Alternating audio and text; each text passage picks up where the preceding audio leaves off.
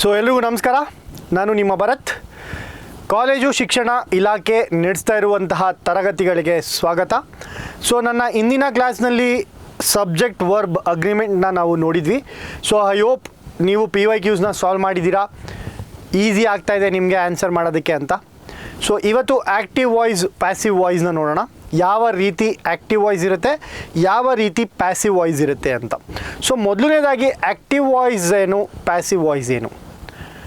So active voice ಅಂತ ಅಂದರೆ ನಾನು ಅಂದರೆ ಸಬ್ಜೆಕ್ಟ್ ಆಬ್ಜೆಕ್ಟ್ಗೆ ಏನು ಮಾಡ್ದ ಅನ್ನುವಂಥದ್ದು ಆ್ಯಕ್ಟಿವ್ ವಾಯ್ಸ್ ಆಗುತ್ತೆ. ಎಕ್ಸಾಂಪಲ್, ಭರತ್ ನೀರು ಕುಡ್ದ. ಭರತ್ ನೀರನ್ನ ಕುಡ್ದ ಅಂದರೆ ನಾನು ಏನು ಮಾಡ್ತಾಯಿದ್ದೀನಿ, ಇದು ನನ್ನ ಆ್ಯಕ್ಟಿವ್ ವಾಯ್ಸ್. ಅದೇ ನೀರು ಭರತ್ನಿಂದ ಕುಡಿಯಲ್ಪಟ್ಟಿತು. ಸೊ ಈ ಥರ ಹೇಳೋದನ್ನ ಈ ರೀತಿಯಾಗಿ ಹೇಳಿದಾಗ ಅದು ಪ್ಯಾಸಿವ್ ವಾಯ್ಸ್ ಆಗುತ್ತೆ. ಸೊ ಮೀನಿಂಗ್ ಸೇಮ್ ಇರುತ್ತೆ. ಭರತ್ ನೀರು ಕುಡ್ದ ಅಂತ ಅಂದರೂ ಒಂದೇ, ಅಥವಾ ನೀರು ಭರತ್ನಿಂದ ಕುಡಿಯಲ್ಪಟ್ಟಿತು ಅಂತ ಅಂದ್ರೂ ಒಂದೇ. ಬಟ್ ಇಲ್ಲಿ ಹೇಳುವಂತಹ ವಿಧ ಅಥವಾ ರೀತಿ ಚೇಂಜ್ ಆಗ್ತಾಯಿದೆ. Very simple. ಓಕೆ. ಸೊ ಒಬ್ಬ ರೈತ ಗಿಡಗಳಿಗೆ ನೀರಾಗ್ದ. ರೈತ ಗಿಡಗಳಿಗೆ ನೀರಾಗ್ದ. Farmer watered the plants. ಇದು active voice. The plants were watered by the farmer. ಗಿಡಗಳು ರೈತನಿಂದ ನೀರನ್ನು ಹಾಕಿಸಲ್ಪಟ್ಟಿತು. ಈ ರೀತಿಯಾಗಿ ಹೇಳಿದಾಗ ಅದು ಪ್ಯಾಸಿವ್ ವಾಯ್ಸ್ ಆಗುತ್ತೆ. ಸೊ ಆ್ಯಕ್ಟಿವ್ ವಾಯ್ಸ್ ಅಂತ ಅಂದರೆ ಸೀದಾ ಹೇಳುವಂಥದ್ದು, ಪ್ಯಾಸಿವ್ ವಾಯ್ಸ್ ಅಂದರೆ ಉಲ್ಟಾ ಹೇಳುವಂಥದ್ದು. ಓಕೆ.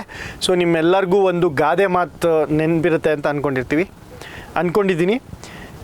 ಎಕ್ಸಾಂಪಲ್, ಯಾವ ಗಾದೆ ಮಾತು ಅಂತ ಅಂದರೆ, ಅಳಿಯ ಅಲ್ಲ ಮಗಳ ಗಂಡ. ಅಳಿಯ ಅಂದರೆ ಆ್ಯಕ್ಟಿವ್ ವಾಯ್ಸ್, ಮಗಳ ಗಂಡ ಅಂದರೆ ಪ್ಯಾಸಿವ್ ವಾಯ್ಸ್ ಅಷ್ಟೇ.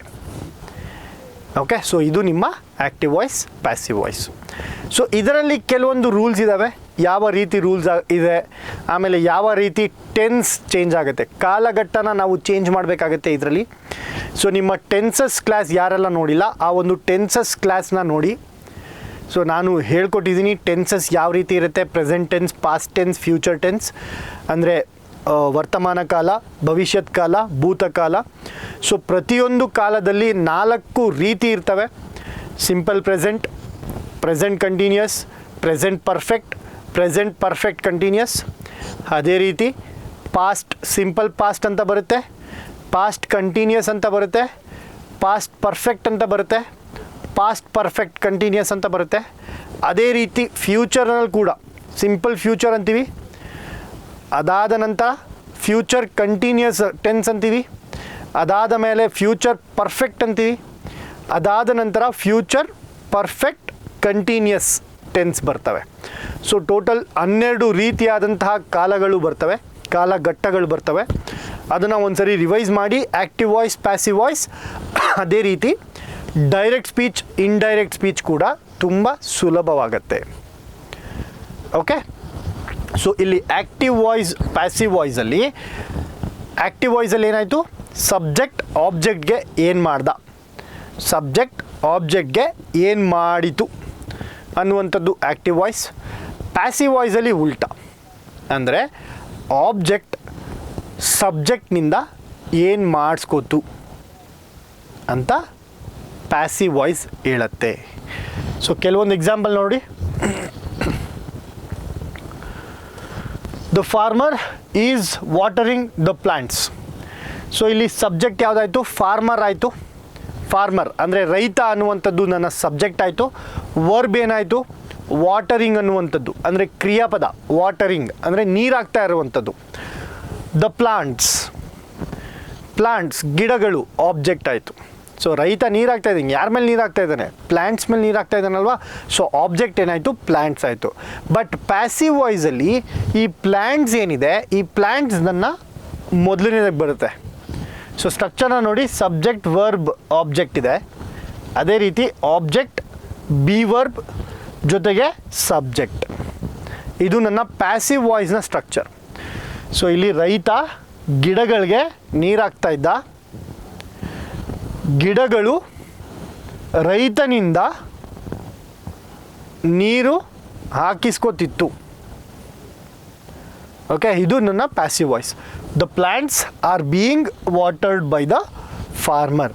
ಯಾವಾಗಲೂ ಇಲ್ಲಿ ಆರ್ ಬೀಯಿಂಗ್ ಅಂದರೆ ಬಿ ವರ್ಬ್ ಇರಲೇಬೇಕು. ಓಕೆ, ಬಿ ವರ್ಬ್ ಇರಲೇಬೇಕು. ಅದಾದ ನಂತರ ಯಾವಾಗಲೂ ವರ್ಬ್ 3 ಬರುತ್ತೆ. The water was being drunk by Bharat. Okay, so ಇಲ್ಲಿ ನೋಡಿ, ಆ್ಯಕ್ಟಿವ್ ವರ್ಬ್ ಏನಾದರೂ ಈಟ್ ಅಥವಾ ಈಟ್ಸ್ ಅಂದರೆ ಪ್ರೆಸೆಂಟ್ ಇತ್ತು ಅಂದರೆ ಸೊ ಟೆನ್ಸಸ್ ಯಾವ ರೀತಿ ಚೇಂಜ್ ಆಗುತ್ತೆ ಅಂತ ನಾವು ನೋಡ್ತಾ ಇದ್ದೀವಿ. ಕೆಲವೊಂದು ಎಕ್ಸಾಂಪಲ್ ನೋಡಿ, ಈಟ್ ಅಥವಾ ಈಟ್ಸ್ ಪ್ರೆಸೆಂಟ್ ಇತ್ತು ಅಂದರೆ ಪ್ಯಾಸಿವ್ ವಾಯ್ಸಲ್ಲಿ ಏನಾಗುತ್ತೆ, ಈಸ್ ಬೀಯಿಂಗ್ ಅಥವಾ ಈಸ್ ಈಟನ್. ಸೊ ಸಿಂಪಲ್ ಪ್ರೆಸೆಂಟಲ್ಲಿ ಈಟ್ಸ್ ಇತ್ತು ಅಂದರೆ ಈಸ್ ಈಟನ್ ಅಥವಾ ಆ್ಯಮ್ ಈಟನ್ ಈ ರೀತಿಯಾಗಿ ಬರುತ್ತೆ.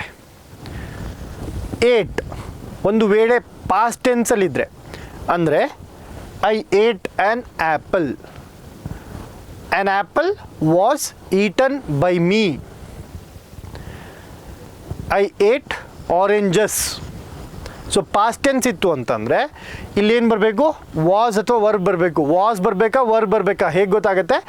ಐ ಏಟ್ ಆ್ಯನ್ ಆ್ಯಪಲ್, ಒಂದು ಆ್ಯಪಲ್ನ ತಿಂದೆ. ಸೊ ಇಲ್ಲಿ an apple is eaten by me. I ate an apple, ಒಂದು ಆ್ಯಪಲ್ ಇದೆ. ಸೊ ಒಂದು ಆ್ಯಪಲ್ ಇದ್ದಾಗ an apple was eaten by me. So was eaten by me. I ate oranges, ಎಷ್ಟೊಂದು ಕಿತ್ತಳೆ ಹಣ್ಣುಗಳನ್ನ ನಾನು ತಿಂದೆ. ಇಲ್ಲಿ ಆರೆಂಜಸ್ ಅನ್ನುವಂಥದ್ದು ಬಹುವಚನ. So oranges var eaten by me. So was ಯಾವಾಗ ಬರಬೇಕು, ವರ್ ಯಾವಾಗ ಬರಬೇಕು, ನೀವು ಚೆನ್ನಾಗಿ ಅಭ್ಯಾಸ ಮಾಡಬೇಕು. ಸೊ ಇಲ್ಲಿ ನೋಡಿ, ಆ್ಯನ್ ಆ್ಯಪಲ್ ವಾಸ್ ಈಟನ್. ಅದೇ ರೀತಿ ಆರೆಂಜಸ್ ಇತ್ತು ಅಂದರೆ ಐ ಏಟ್ ಆರೆಂಜಸ್ ಅಂತ ಇತ್ತು ಅಂದರೆ oranges var eaten by me. Okay, is eating, are eating ಅಂತ ಬಂತು ಅಂದ್ಕೊಳ್ಳಿ. ಕಂಟಿನ್ಯೂಸ್ ಟೆನ್ಸ್ ಇತ್ತು ಅಂದ್ಕೊಳ್ಳಿ. ಈ ಈಸ್ ಈಟಿಂಗ್ ಆ್ಯಪಲ್. ಈ is eating apple. They are eating apple. ಈ ಥರ ಆ್ಯಕ್ಟಿವ್ ವಾಯ್ಸ್ ಬಂದಾಗ ನನ್ನ ಪ್ಯಾಸಿವ್ ವಾಯ್ಸ್ ಏನಾಗುತ್ತೆ, an apple is being eaten. So ಇಲ್ಲಿ ಆ್ಯಕ್ಟಿವ್ ವಾಯ್ಸಲ್ಲಿ ಕಂಟಿನ್ಯೂಸ್ ಇತ್ತು ಅಂತ ಅಂದರೆ ಪ್ಯಾಸಿವ್ ವಾಯ್ಸಲ್ಲಿ ಬೀಯಿಂಗ್ ಅಂತ ಬರಲೇಬೇಕು. ಓಕೆ, ಬೀಯಿಂಗ್ ಬರಲೇಬೇಕು. Is being. ಸೊ ಇಲ್ಲಿ ಈಸ್ ಈಟಿಂಗ್ ಇದ್ದರೆ ಈಸ್ ಬೀಯಿಂಗ್ ಈಟನ್ ಬರುತ್ತೆ. ಆರ್ ಈಟಿಂಗ್ ಇದ್ದರೆ ಆರ್ ಬೀಯಿಂಗ್ ಈಟನ್ ಅಂತ ಬರುತ್ತೆ.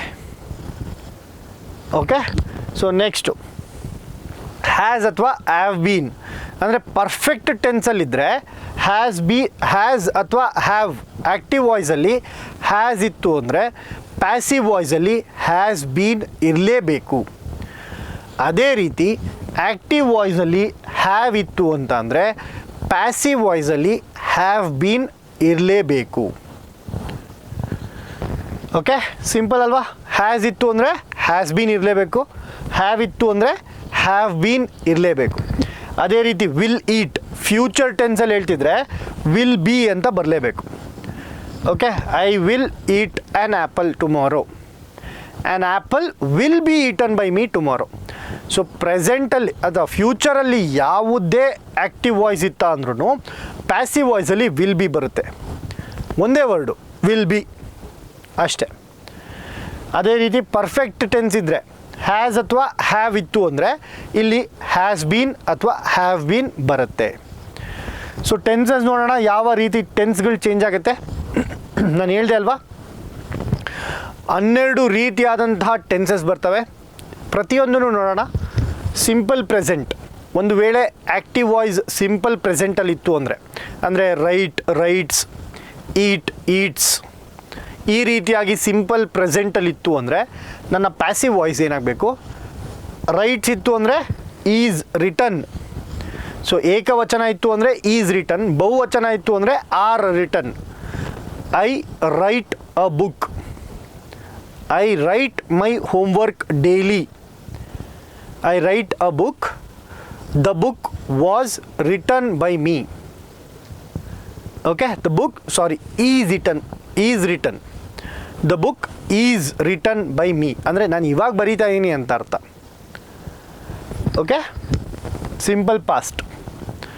ಒಂದು ವೇಳೆ ಆ್ಯಕ್ಟಿವ್ ವಾಯ್ಸ್ ಸಿಂಪಲ್ ಪಾಸ್ಟಲ್ಲಿ ಇತ್ತು ಅಂದರೆ, ನನ್ನ ಆ್ಯಕ್ಟಿವ್ ವಾಯ್ಸ್ ಸಿಂಪಲ್ ಪಾಸ್ಟಲ್ಲಿ ಇತ್ತು ಅಂದರೆ, so for example I wrote my homework, ಇದು ನನ್ನ ಆ್ಯಕ್ಟಿವ್ ವಾಯ್ಸ್ ಆಯಿತು ಅಂದರೆ, ಪ್ಯಾಸಿವ್ ವಾಯ್ಸಲ್ಲಿ ಏನಾಗುತ್ತೆ, ಮೈ homework was written by me. Okay, simple past ಅಂದರೆ ರೋಟ್ ಅಂತ ಬರುತ್ತೆ. I wrote my homework was written by me. Okay, so ನೋಡಿ ವಾಸ್ ಯಾವಾಗ ಬಂತು, ವರ್ ಯಾವಾಗ ಬಂತು. ವರ್ ಯಾವಾಗ ಬರುತ್ತೆ, I wrote letters were written by me. So ಏಕವಚನ, ಹೋಮ್ವರ್ಕ್ ಏಕವಚನ ಇತ್ತು, ವಾಸ್ ರಿಟನ್ ಬಂತು. ಲೆಟರ್ಸ್ ಅನ್ನುವಂಥದ್ದು ಬಹುವಚನ ಇತ್ತು, ವರ್ ರಿಟನ್ ಅಂತ ಬಂತು. ಓಕೆ, ಸೊ ಈ ರೀತಿಯಾಗಿ ಚೇಂಜ್ ಆಗುತ್ತೆ. ಸಿಂಪಲ್ ಫ್ಯೂಚರ್ ಇದ್ದರೆ, ಸೊ ಫ್ಯೂಚರ್ ಟೆನ್ಸಲ್ಲಿ ಯಾವುದೇ ಇರಲಿ ಅವಾಗೆಲ್ಲ ವಿಲ್ ಅಂತ ಬರುತ್ತೆ. So will be. Example, simple ಫ್ಯೂಚರಲ್ಲಿ I will write my homework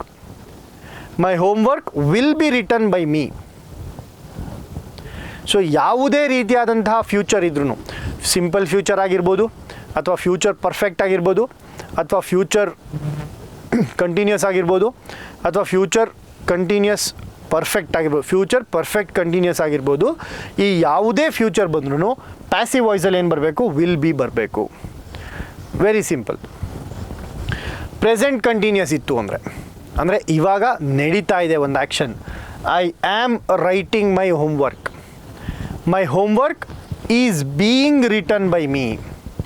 so continuous ಇತ್ತು ಅಂದರೆ, ರೈಟಿಂಗ್ ಅಂತ ಬಂತು ನನ್ನ ಆ್ಯಕ್ಟಿವ್ ವಾಯ್ಸಲ್ಲಿ ಅಂತ ಅಂದರೆ, ನಮ್ಮ ಆ್ಯಕ್ಟಿವ್ ವಾಯ್ಸಲ್ಲಿ ರೈಟಿಂಗ್ ಅಂತ ಬಂತು ಅಂದರೆ ಬೀಯಿಂಗ್ ಬರಬೇಕು. Writing, being written. Is, am, are based on the subject. ಒಂದು ವೇಳೆ ನನ್ನ ಸಬ್ಜೆಕ್ಟ್ ಏಕವಚನ ಇತ್ತು ಅಂದರೆ ಈಸು, ಬಹುವಚನ ಇತ್ತು ಅಂದರೆ ಆರು, ನನ್ನ ಬಗ್ಗೆ ಮಾತಾಡ್ತಾ ಇತ್ತು ಅಂದರೆ ಆ್ಯಮ್. ಸೊ ಐ ಆ್ಯಮ್ ಅಂತೀವಲ್ವ, ಐ ಆ್ಯಮ್ ನನ್ನ ಬಗ್ಗೆ ಮಾತಾಡ್ತಿದ್ರೆ ಆ್ಯಮ್. ನನ್ನ ಬಗ್ಗೆ ಅಂದರೆ ನನ್ನ ಬಗ್ಗೆ ಅಲ್ಲ, ಸೆಂಟೆನ್ಸ್ ಯಾರ ಬಗ್ಗೆ ಮಾತಾಡ್ತಾ ಇದ್ದಾರೆ ಅವ್ರ ಬಗ್ಗೆ. Okay, so past continuous, again past continuous ನೋಡಿ, ವಾಸ್ ಅಥವಾ ವರ್ ರೈಟಿಂಗ್. ಆ್ಯಕ್ಟಿವ್ ವಾಯ್ಸಲ್ಲಿ ವಾಸ್ ಅಥವಾ ವರ್ ರೈಟಿಂಗ್ ಅಂತ ಬಂತು ಅಂದರೆ ಇಲ್ಲೇನು ಬೇಕು, ಬೀಯಿಂಗ್ ರಿಟನ್. ಇಲ್ಲೇನಿದೆ, ವಾಸ್ ಇದೆಯಾ, ಇಲ್ಲೂ ವಾಸ್ ಬರುತ್ತೆ. ಇಲ್ಲಿ ವರ್ ಇದೆಯಾ, ಇಲ್ಲೂ ವರ್ ಇರುತ್ತೆ. ಜೊತೆಗೆ ಬೀಯಿಂಗ್ ಅನ್ನುವಂಥದ್ದು ಆ್ಯಡ್ ಆಗುತ್ತೆ. ಸೊ ನಿಮಗೆ ಗೊತ್ತಿರಬೇಕಾಗಿರೋದೇನು, ಪ್ರೆಸೆಂಟ್ ಅಥವಾ ಪಾಸ್ಟ್ ಕಂಟಿನ್ಯೂಸ್ ಇದ್ದರೆ, ಸೊ ಪ್ರೆಸೆಂಟ್ ಅಥವಾ ಪಾಸ್ಟ್ ಕಂಟಿನ್ಯೂಸ್ ಇತ್ತು ಅಂದರೆ ಇಲ್ಲಿ ರೈಟಿಂಗ್ ಇದ್ದರೆ ಬೀಯಿಂಗ್ ರಿಟನ್ ಆಗುತ್ತೆ. ಓಕೆ, ಅಕಸ್ಮಾತ್ ಏನಾದರೂ ಪ್ರೆಸೆಂಟ್ ಕಂಟಿನ್ಯೂಸ್ ಇದ್ದರೆ ಈಸು ಅಥವಾ ಆರು ಅಥವಾ ಆ್ಯಮ್. ಅದೇ ಹ್ಯಾಸ್ ಅಥವಾ ವಾಸ್ ಅಥವಾ ವರ್ ಅಂದರೆ ಪಾಸ್ಟ್ ಕಂಟಿನ್ಯೂಸ್ ಇತ್ತು ಅಂದರೆ, ಆ್ಯಕ್ಟಿವ್ ವಾಯ್ಸಲ್ಲಿ was writing, I was writing my homework yesterday. My homework was being written by me yesterday. So homework ಇದೆ, ಹೋಮ್ವರ್ಕ್ ಅನ್ನುವಂಥದ್ದು ಏಕವಚನ, ಆದ್ದರಿಂದ ವಾಸ್ನ ಬರೆದೆ. I wrote letters yesterday, the letters were written by me yesterday ಅಂತ ಆಗುತ್ತೆ. So letters ಅನ್ನುವಂಥದ್ದು ಬಹುವಚನ, ಹಾಗಾಗಿ ವರ್ ಅಂತ ಬಂತು. ಸೊ ಕಂಟಿನ್ಯೂಸ್ ಇದ್ದರೆ, ಐ ಎನ್ ಜಿ ಇದ್ದರೆ ನೋಡಪ್ಪ, ಇಲ್ಲಿ ಬೀಯಿಂಗ್ ಇರಬೇಕು. ಇಷ್ಟು ಸಿಂಪಲ್. ಇಲ್ಲಿ ಐ ಎನ್ ಜಿ ಇತ್ತಾ, ಇಲ್ಲಿ ಬೀಯಿಂಗ್ ಇರಬೇಕು. ಆಮೇಲೆ ಇಲ್ಲಿ ಏನೇ ಇರಲಿ, ಈ ಒಂದು ವರ್ಬ್ ಏನೇ ಇರಲಿ, ಲಾಸ್ಟಲ್ಲಿ ಥರ್ಡ್ ಫಾರ್ಮ್ ಆಫ್ ವರ್ಬೇ ಬರುತ್ತೆ. ಪ್ಯಾಸಿವ್ ವಾಯ್ಸಲ್ಲಿ ಯಾವಾಗಲೂ ಥರ್ಡ್ ಫಾರ್ಮ್ ಆಫ್ ವರ್ಬ್ ಬರುತ್ತೆ. ಇಲ್ಲಿ ನೋಡಿ, ಎಲ್ಲ ಕಡೆ third form of verb. Third form of verb ಅಂದರೆ ಏನು, ರಿಟನ್, ಈಟನ್. ಓಕೆ, ಈ ರೀತಿಯಾದಂತಹ ವರ್ಬ್ ಅಂದರೆ ಕ್ರಿಯಾಪದದ ರೂಪನ ಬಳಕೆ ಮಾಡ್ತೀವಿ. ರಿಟನ್ ರಿಟನ್ ರಿಟನ್ ನೋಡಿ, ಎಲ್ಲ ಕಡೆ ರಿಟನ್ನೇ ಅಂದರೆ third form of verb. Passive voice ಅಂತ ಅಂದ್ರೇ third form of verb. But tense ಯಾವ ರೀತಿ ಚೇಂಜ್ ಆಗ್ತಿದೆ ನೋಡಿ. ರೈಟ್ಸ್ ಇತ್ತು ಅಂದರೆ ಆರ್ ಅಥವಾ is. Present is written, are written. Wrote ಇತ್ತು ಅಂದರೆ ವಾಸ್ ಅಥವಾ ವರ್. ರೋಟ್ ಇತ್ತು ಅಂದರೆ ವಾಸ್ ಅಥವಾ ವರ್. ವಿಲ್ ರೈಟ್ ಫ್ಯೂಚರ್, ಯಾವಾಗಲೂ ಫ್ಯೂಚರ್ ಇತ್ತು ಅಂದರೆ ವಿಲ್ ಬಿ ಬರಬೇಕಷ್ಟೆ. ಸೊ ಫ್ಯೂಚರಲ್ಲಿ ಯಾವಾಗಲೂ ವಿಲ್ ಬಿ, ಏನಾದರೂ ಆಗಲಿ. It will be raining tomorrow. Okay. Is, am, are writing ಅಂದರೆ ಕಂಟಿನ್ಯೂಸ್ ಇತ್ತು, ING ಫಾರ್ಮಲ್ಲಿ ಇತ್ತು. ಆ್ಯಕ್ಟಿವ್ ವಾಯ್ಸಲ್ಲಿ ING ಫಾರ್ಮ್ ಇತ್ತು ಅಂತ ಅಂದರೆ ಪಾಸ್ಟ್ ಕಂಟಿನ್ಯೂಸ್ ಅಥವಾ ಪ್ರೆಸೆಂಟ್ ಕಂಟಿನ್ಯೂಸ್ ಇತ್ತು ಅಂದರೆ ನಾವೇನು ಮಾಡಬೇಕು, ಇಲ್ಲಿ ಬೀಯಿಂಗ್ ಅಂತ ಆ್ಯಡ್ ಮಾಡಬೇಕಷ್ಟೆ. Being written, being written. Is ಅಂತ ಈಸ್ ಯಾವಾಗ ಬರಬೇಕು, ಪ್ರೆಸೆಂಟಲ್ಲಿದ್ದಾಗ. ನನ್ನ ಆ್ಯಕ್ಟಿವ್ ವಾಯ್ಸ್ ಪ್ರೆಸೆಂಟಲ್ಲಿದ್ದಾಗ ಈಸ್ ಬರುತ್ತೆ ಅಥವಾ ಆರ್ ಬರುತ್ತೆ. ಒಂದು ವೇಳೆ ಪಾಸ್ಟ್ ಅಂದರೆ ವಾಸ್ ಅಥವಾ ವರ್ ಇತ್ತು ಅಂದರೆ ಇಲ್ಲೂ ಸಹ ವಾಸ್ ಅಥವಾ ವರ್ ಬರುತ್ತೆ, based on the subject. Homework ಮತ್ತು ಲೆಟರ್ಸ್ದು ಎಕ್ಸಾಂಪಲ್ ಕೊಟ್ಟನಲ್ಲ, based on the subject was ಯಾವಾಗ ಬರುತ್ತೆ, ವರ್ ಯಾವಾಗ ಬರುತ್ತೆ ಅಂತ ನಾವು ಕಲಿಬೇಕು. ಸೊ PYQsನ ಅನಲೈಸ್ ಮಾಡಿ ಪ್ಯಾಸಿವ್ ವಾಯ್ಸ್, ಆ್ಯಕ್ಟಿವ್ ವಾಯ್ಸ್ ಅಂತ ಮಾಡಿದಾಗ ನಿಮಗೆ ಹಲವಾರು ಕ್ವೆಶನ್ಸ್ ಬರುತ್ತೆ. ಅಲ್ಲಿ ನೀವು ಈಸಿಯಾಗಿ ಪ್ರಾಕ್ಟೀಸ್ನ ಸಹ ಮಾಡ್ಬೋದು. ಓಕೆ. ಅದೇ ರೀತಿ ಪ್ರೆಸೆಂಟ್ ಪರ್ಫೆಕ್ಟ್ ಅಥವಾ ಪಾಸ್ಟ್ ಪರ್ಫೆಕ್ಟ್ ಇದ್ದರೆ ಹ್ಯಾಸ್ ರಿಟನ್ ಅಥವಾ ಹ್ಯಾವ್ ರಿಟನ್ ಅಂತ ಕೊಟ್ಟಿದ್ರು ಅಂದರೆ ಈ ಪರ್ಫೆಕ್ಟ್ ಬಂದಾಗ, ಸೊ ಇಲ್ಲೂ ರಿಟನ್ ಇತ್ತು ಅಂದರೆ ಇದು ನೋಡಿ ಆಲ್ರೆಡಿ ವರ್ಬ್ 3 ಅಲ್ವಾ. ಸೊ ಆಲ್ರೆಡಿ ವರ್ಬ್ 3 ಇಲ್ಲಿ ಬೀನ್ ಅಂತ ಆ್ಯಡ್ ಮಾಡ್ತೀವಿ ಅಷ್ಟೇ. ಹ್ಯಾಸ್ ಬೀನ್ ಅಥವಾ ಹ್ಯಾವ್ ಬೀನ್. ಇಲ್ಲಿ ಹ್ಯಾಸ್ ಇತ್ತು ಅಂದರೆ ಹ್ಯಾಸ್ ಬೀನ್, ಹ್ಯಾವ್ ಇತ್ತು ಅಂದರೆ ಹ್ಯಾವ್ ಬೀನ್. Very simple. ಇದೇ ರೀತಿ ಮೋಡಲ್ಸ್ ಅಂದರೆ ಏನು, ಎಬಿಲಿಟಿನ ತೋರಿಸುವಂಥದ್ದು ಅಥವಾ ಪರ್ಮಿಷನ್ನ ತೋರಿಸುವಂಥದ್ದು ಮೋಡಲ್ಸ್ ಅಂತ ಕರಿತೀವಿ. ಕ್ಯಾನ್, ಮಸ್ಟ್, ಮೇ ಈ ಥರ ಇದ್ದಾಗ can, must, may be return. So ಇಲ್ಲಿ ಬಿ ರಿಟನ್ ಅನ್ನುವಂಥದ್ದು ಆ್ಯಡ್ ಆಗುತ್ತೆ. ಓಕೆ. ಸೊ ಇದು ನಿಮ್ಮ ಟೆನ್ಸಸ್ ಶಿಫ್ಟಿಂಗ್. ಆ್ಯಕ್ಟಿವ್ ವಾಯ್ಸ್ನಿಂದ ಪ್ಯಾಸಿವ್ ವಾಯ್ಸ್ಗೆ ಯಾವ ರೀತಿ ಕಾಲಘಟ್ಟ ಚೇಂಜ್ ಆಗುತ್ತೆ ಅಂತ ನಾವು ಈ ಒಂದು ಟೇಬಲ್ನಲ್ಲಿ ಅರ್ಥ ಮಾಡ್ಕೋಬೋದು. ಎಸ್, ಕೆಲವೊಂದು ಸ್ಪೆಷಲ್ ಕೇಸಸ್ ಇರುತ್ತೆ ಆ್ಯಕ್ಟಿವ್ ವಾಯ್ಸ್ ಮತ್ತು ಪ್ಯಾಸಿವ್ ವಾಯ್ಸಲ್ಲಿ. ಕೆಲವೊಂದು ಸ್ಪೆಷಲ್ ಕೇಸಸ್ ಇರುತ್ತೆ. ಎಕ್ಸಾಂಪಲ್, ಇಂಟರಾಗೇಟಿವ್ ಸೆಂಟೆನ್ಸಸ್ ಅಂತ ಕರಿತೀವಿ. ಇಂಟರಾಗೇಟಿವ್ ಸೆಂಟೆನ್ಸಸ್ ಅಂದರೆ ಏನು, ಇಂಟರಾಗೇಷನಲ್ಲಿ ಏನಾಗುತ್ತೆ, ಇನ್ವೆಸ್ಟಿಗೇಷನ್ ಮಾಡ್ತಾ ಇರ್ತೀವಿ. ಸೊ ನಾನು ಕ್ವೆಶನ್ ಕೇಳ್ತಾ ಇರ್ತೀನಿ, ನೀವು ಎಸ್ ಅಥವಾ ನೋ ಅಂತ ಹೇಳ್ತಾ ಇರ್ತೀರ. ಇದನ್ನು ನಾನು ಇಂಟರಾಗೇಟಿವ್ ಕ್ವೆಶನ್ಸ್ ಅಂತ ಕೇಳ್ತೀನಿ ಅಥವಾ ಇಂಟರಾಗೇಟಿವ್ ಸೆಂಟೆನ್ಸಸ್ ಅಂತ ಕರಿತೀನಿ. ಓಕೆನಾ. ಸೊ ಈ ರೀತಿ ಬಂದಾಗ does she help the poor, does she help the poor, are the poor helped by her. So ಇಲ್ಲಿ ನೋಡಿ, does she help the poor, yes or no. ಈ ರೀತಿ ಕ್ವೆಶನ್ ಬಂದಾಗ ಇಲ್ಲಿ ನಾನು ಚೇಂಜ್ ಮಾಡಬೇಕು. ಏನನ್ನ ಚೇಂಜ್ ಮಾಡಬೇಕು, ನನ್ನ ಸಬ್ಜೆಕ್ಟ್ನ ಚೇಂಜ್ ಮಾಡಬೇಕು.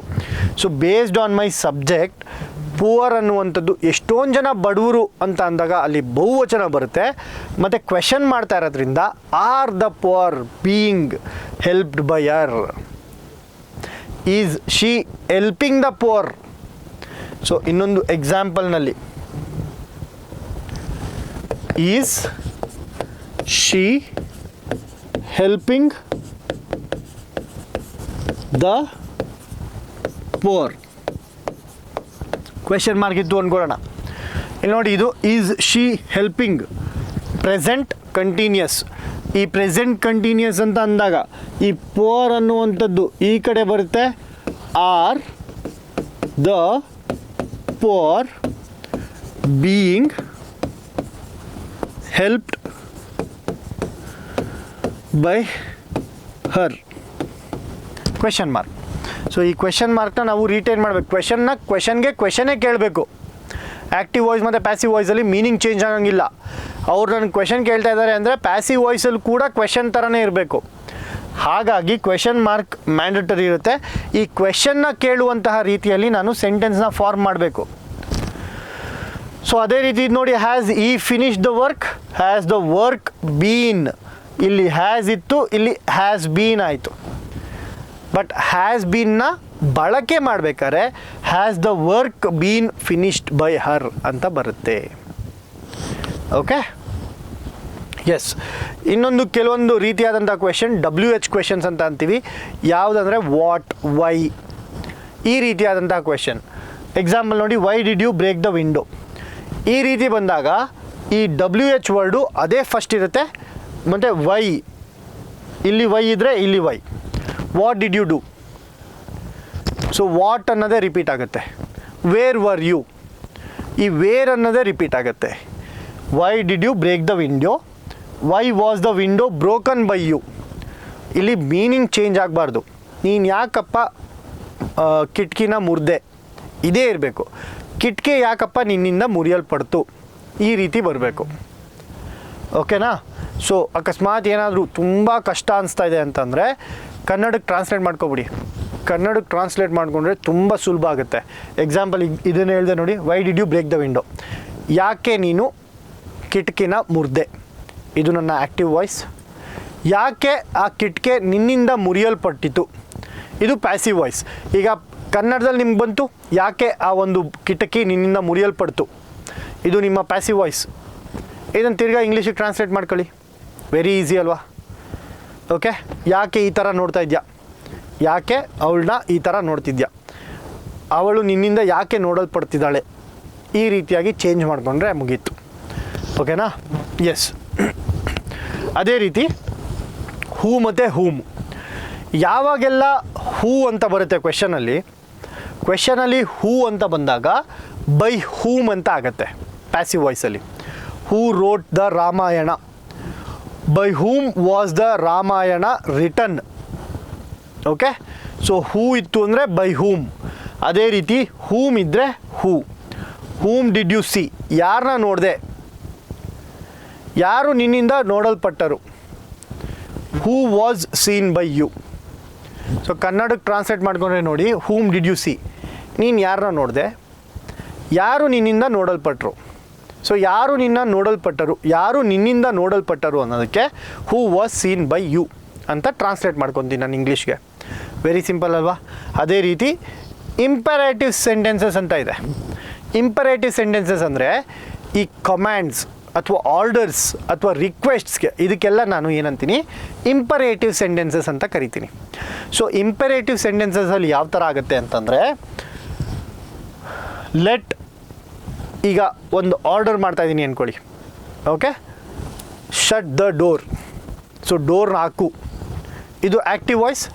Let the door be shut, so let ಮತ್ತು ಬಿ ಚೇಂಜ್ ಆಗುತ್ತೆ ಅಷ್ಟೇ, ಆ್ಯಡ್ ಆಗುತ್ತೆ. Open the door, let the door be opened. Throw the ball, let the ball be thrown. Switch off the lights, let the lights be switched off. So ಯಾವಾಗೆಲ್ಲ ನಾನು order ಮಾಡ್ತೀನಿ ಅವಾಗೆಲ್ಲ ಯಾವ ರೀತಿ ಬರುತ್ತೆ, ಲೆಟ್ ಬಿ ಅನ್ನುವಂತಹ ಪದ ಆ್ಯಡ್ ಆಗುತ್ತೆ. ಓಕೆನಾ? ಸೊ ಇದು ನಿಮ್ಮ ಕಮ್ಯಾಂಡ್ಸ್ಗೆ ಅಥವಾ ಆರ್ಡರ್ಸ್ಗೆ. ಅದೇ ರೀತಿ ಅಕಸ್ಮಾತ್ ಏನಾದರೂ ಕಮ್ಯಾಂಡ್ಗೆ ಕೆಲವೊಂದು ಸರಿ ಆಬ್ಜೆಕ್ಟ್ ಇರಲ್ಲ. ಈಗ ಡೋರ್ನ ಮುಚ್ಚು ಅಂತ ಅಂದೆ, ಬಟ್ ಒಂದೊಂದು ಸರಿ ಡೋರ್ ಅಂತ ಬರಲ್ಲ, ಬರೀ ಮುಚ್ಚು ಅಂತೀನಿ. ಆವಾಗ ಯಾವ ರೀತಿ ಬರುತ್ತೆ, ಗೋ ಅವೇ, ಹೋಗು. ಇಲ್ಲಿ ಆಬ್ಜೆಕ್ಟ್ ಇದೆಯಾ, ಇಲ್ಲ. ಆವಾಗ you are ordered to go away. Ordered to ಅಂತ ಜಾಯಿನ್ ಆಗುತ್ತೆ, ಆ್ಯಡ್ ಆಗುತ್ತೆ. ಇನ್ನೊಂದು ನೋಡಿ, ವರ್ಕ್ ಹಾರ್ಡ್, ಶ್ರಮ ಪಡಿ. You are advised to work hard. So advise ಮಾಡ್ತಾಯಿದ್ದೀವಿ, ಶ್ರಮಪಟ್ಟು ಓದಿ ಅಂತ. ಸೊ ಇಲ್ಲಿ ನಿಮಗೆ ಆಬ್ಜೆಕ್ಟ್ ಇರಲ್ಲ, ಯಾರ ಬಗ್ಗೆ ಯಾವುದರ ಮೇಲೆ ಮಾಡಬೇಕು ಅಂತ ನಿಮಗೆ ಹೇಳ್ತಾ ಇಲ್ಲ ನಾನು, ವರ್ಕ್ ಹಾರ್ಡ್ ಅಂತ ಹೇಳ್ತಿದ್ದೀನಿ ಅಷ್ಟೇ. ಓಕೆನಾ? ಸೊ ಈ ರೀತಿ ಇದ್ದಾಗ you are advised to work hard ಅಂತ ಬರುತ್ತೆ. Okay, yes. ನೆಕ್ಸ್ಟು ಅಡ್ವೈಸ್ ಮತ್ತು ಸಜೆಷನ್ಸ್. ಅಡ್ವೈಸ್ ಅಥವಾ suggestions, example respect your elders ಅಥವಾ ಹೆಲ್ಪ್ ದ ನೀಡಿ, ಬೇಕಿರೋರಿಗೆ ಹೆಲ್ಪ್ ಮಾಡಿ, ಕಷ್ಟದಲ್ಲಿರೋರಿಗೆ ಸಹಾಯ ಮಾಡಿ. The needy should be helped. So should be add ಆಗುತ್ತೆ ಇಲ್ಲಿ. ಯಾವಾಗೆಲ್ಲ ಅಡ್ವೈಸ್ ಮಾಡ್ತೀನಿ ಅಥವಾ ಸಜೆಷನ್ ಕೊಡ್ತೀನಿ ಆವಾಗೆಲ್ಲ ಶುಡ್ ಬಿನ ಆ್ಯಡ್ ಮಾಡ್ತೀನಿ ಪ್ಯಾಸಿವ್ ವಾಯ್ಸಲ್ಲಿ. ಇಷ್ಟೇ difference. Okay, so respect your elders, plant more trees should be planted, don't insult the poor should not be insulted, listen to your teacher should be listened to, eat healthy food should be eaten. So ಈ ರೀತಿಯಾಗಿ active ವಾಯ್ಸಿಂದ passive voice change ಮಾಡ್ತೀನಿ. So ಏನೆಲ್ಲ add ಮಾಡಬೇಕು ನೋಡಿ, should be add ಮಾಡಬೇಕು. ಅದೇ commands ಇದ್ದರೆ ಅಂದರೆ ಆರ್ಡರ್ ಮಾಡ್ತಿದ್ರೆ ಲೆಟ್ ಬಿ, ಅಡ್ವೈಸ್ ಮಾಡ್ತಿದ್ರೆ ಶುಡ್ ಬಿ ಆ್ಯಡ್ ಮಾಡಬೇಕು ಅಷ್ಟೇ. ಅದೇ ರೀತಿ ಮಾರಲ್ ಆಬ್ಲಿಗೇಷನ್ ಅಥವಾ ರಿಕ್ವೆಸ್ಟ್ಸು, ಅಕಸ್ಮಾತ್ ಕೇಳ್ಕೊತಿದ್ರೆ ರಿಕ್ವೆಸ್ಟ್ ಮಾಡಿದಾಗ ಏನು ಮಾಡ್ತೀವಿ, ಪ್ಲೀಸ್ ಅಥವಾ ಕೈಂಡ್ಲಿ. ಪ್ಲೀಸ್ ಅಥವಾ ಕೈಂಡ್ಲಿ ಅನ್ನುವಂಥದ್ದನ್ನ ಯು ಆರ್ ರಿಕ್ವೆಸ್ಟೆಡ್ ಟು ಅಂತ ಬರಿತೀನಿ ಅಷ್ಟೇ. ಎಕ್ಸಾಂಪಲ್ ನೋಡಿ, please give me a pen, you are requested to give me a pen. So please ಇರೋ ಬದಲು ಯು ಆರ್ ರಿಕ್ವೆಸ್ಟೆಡ್ ಟು ಅಷ್ಟೇ ರಿಪ್ಲೇಸ್ ಮಾಡಿದ್ರೆ ಮುಗೀತು. Kindly grant me leave, you are requested to grant me leave ಅಷ್ಟೇ. Please don't smoke here, you are requested to not to smoke here. Kindly wait for a minute, you are requested to wait for a minute. Please pass the salt, you are requested to pass the salt. So ಇದೆಲ್ಲ ನಾನು ಏನು ಹಾಕಿದ್ದೀನಿ ಇಲ್ಲಿ examples ಅಂತ, ಇದೆಲ್ಲ P Y ಕ್ಯೂಸೆ.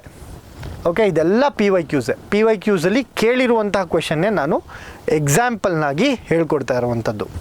Okay, ಇದಕ್ಕೆ ಗಮನ ಇಟ್ಟು ಕೇಳಿಸ್ಕೋಬೇಕು. ಕೆಲವೊಂದು ಸರಿ ಮಾರಲ್ ಆಬ್ಲಿಗೇಷನ್ಸ್ ಬರ್ತವೆ, ಇದೂ ಸಹ ನಾವು ಇಂಪರೇಟಿವ್ ಸೆಂಟೆನ್ಸಸ್ ಅಂತಲೇ ಕರಿತೀವಿ. So moral obligation example, help the orphans, speak the truth, respect your country. So ಇದೆಲ್ಲ ಏನಾಯಿತು, ಇದೆಲ್ಲ ಮಾರಲ್ ಆಬ್ಲಿಗೇಷನ್ ಆಯಿತು. So love your country. So moral obligation ಯಾವಾಗೆಲ್ಲ ಬರುತ್ತೆ ಆವಾಗೆಲ್ಲ ಆಟ್ ಟು ಬಿ ಅಂತ ಬರುತ್ತೆ.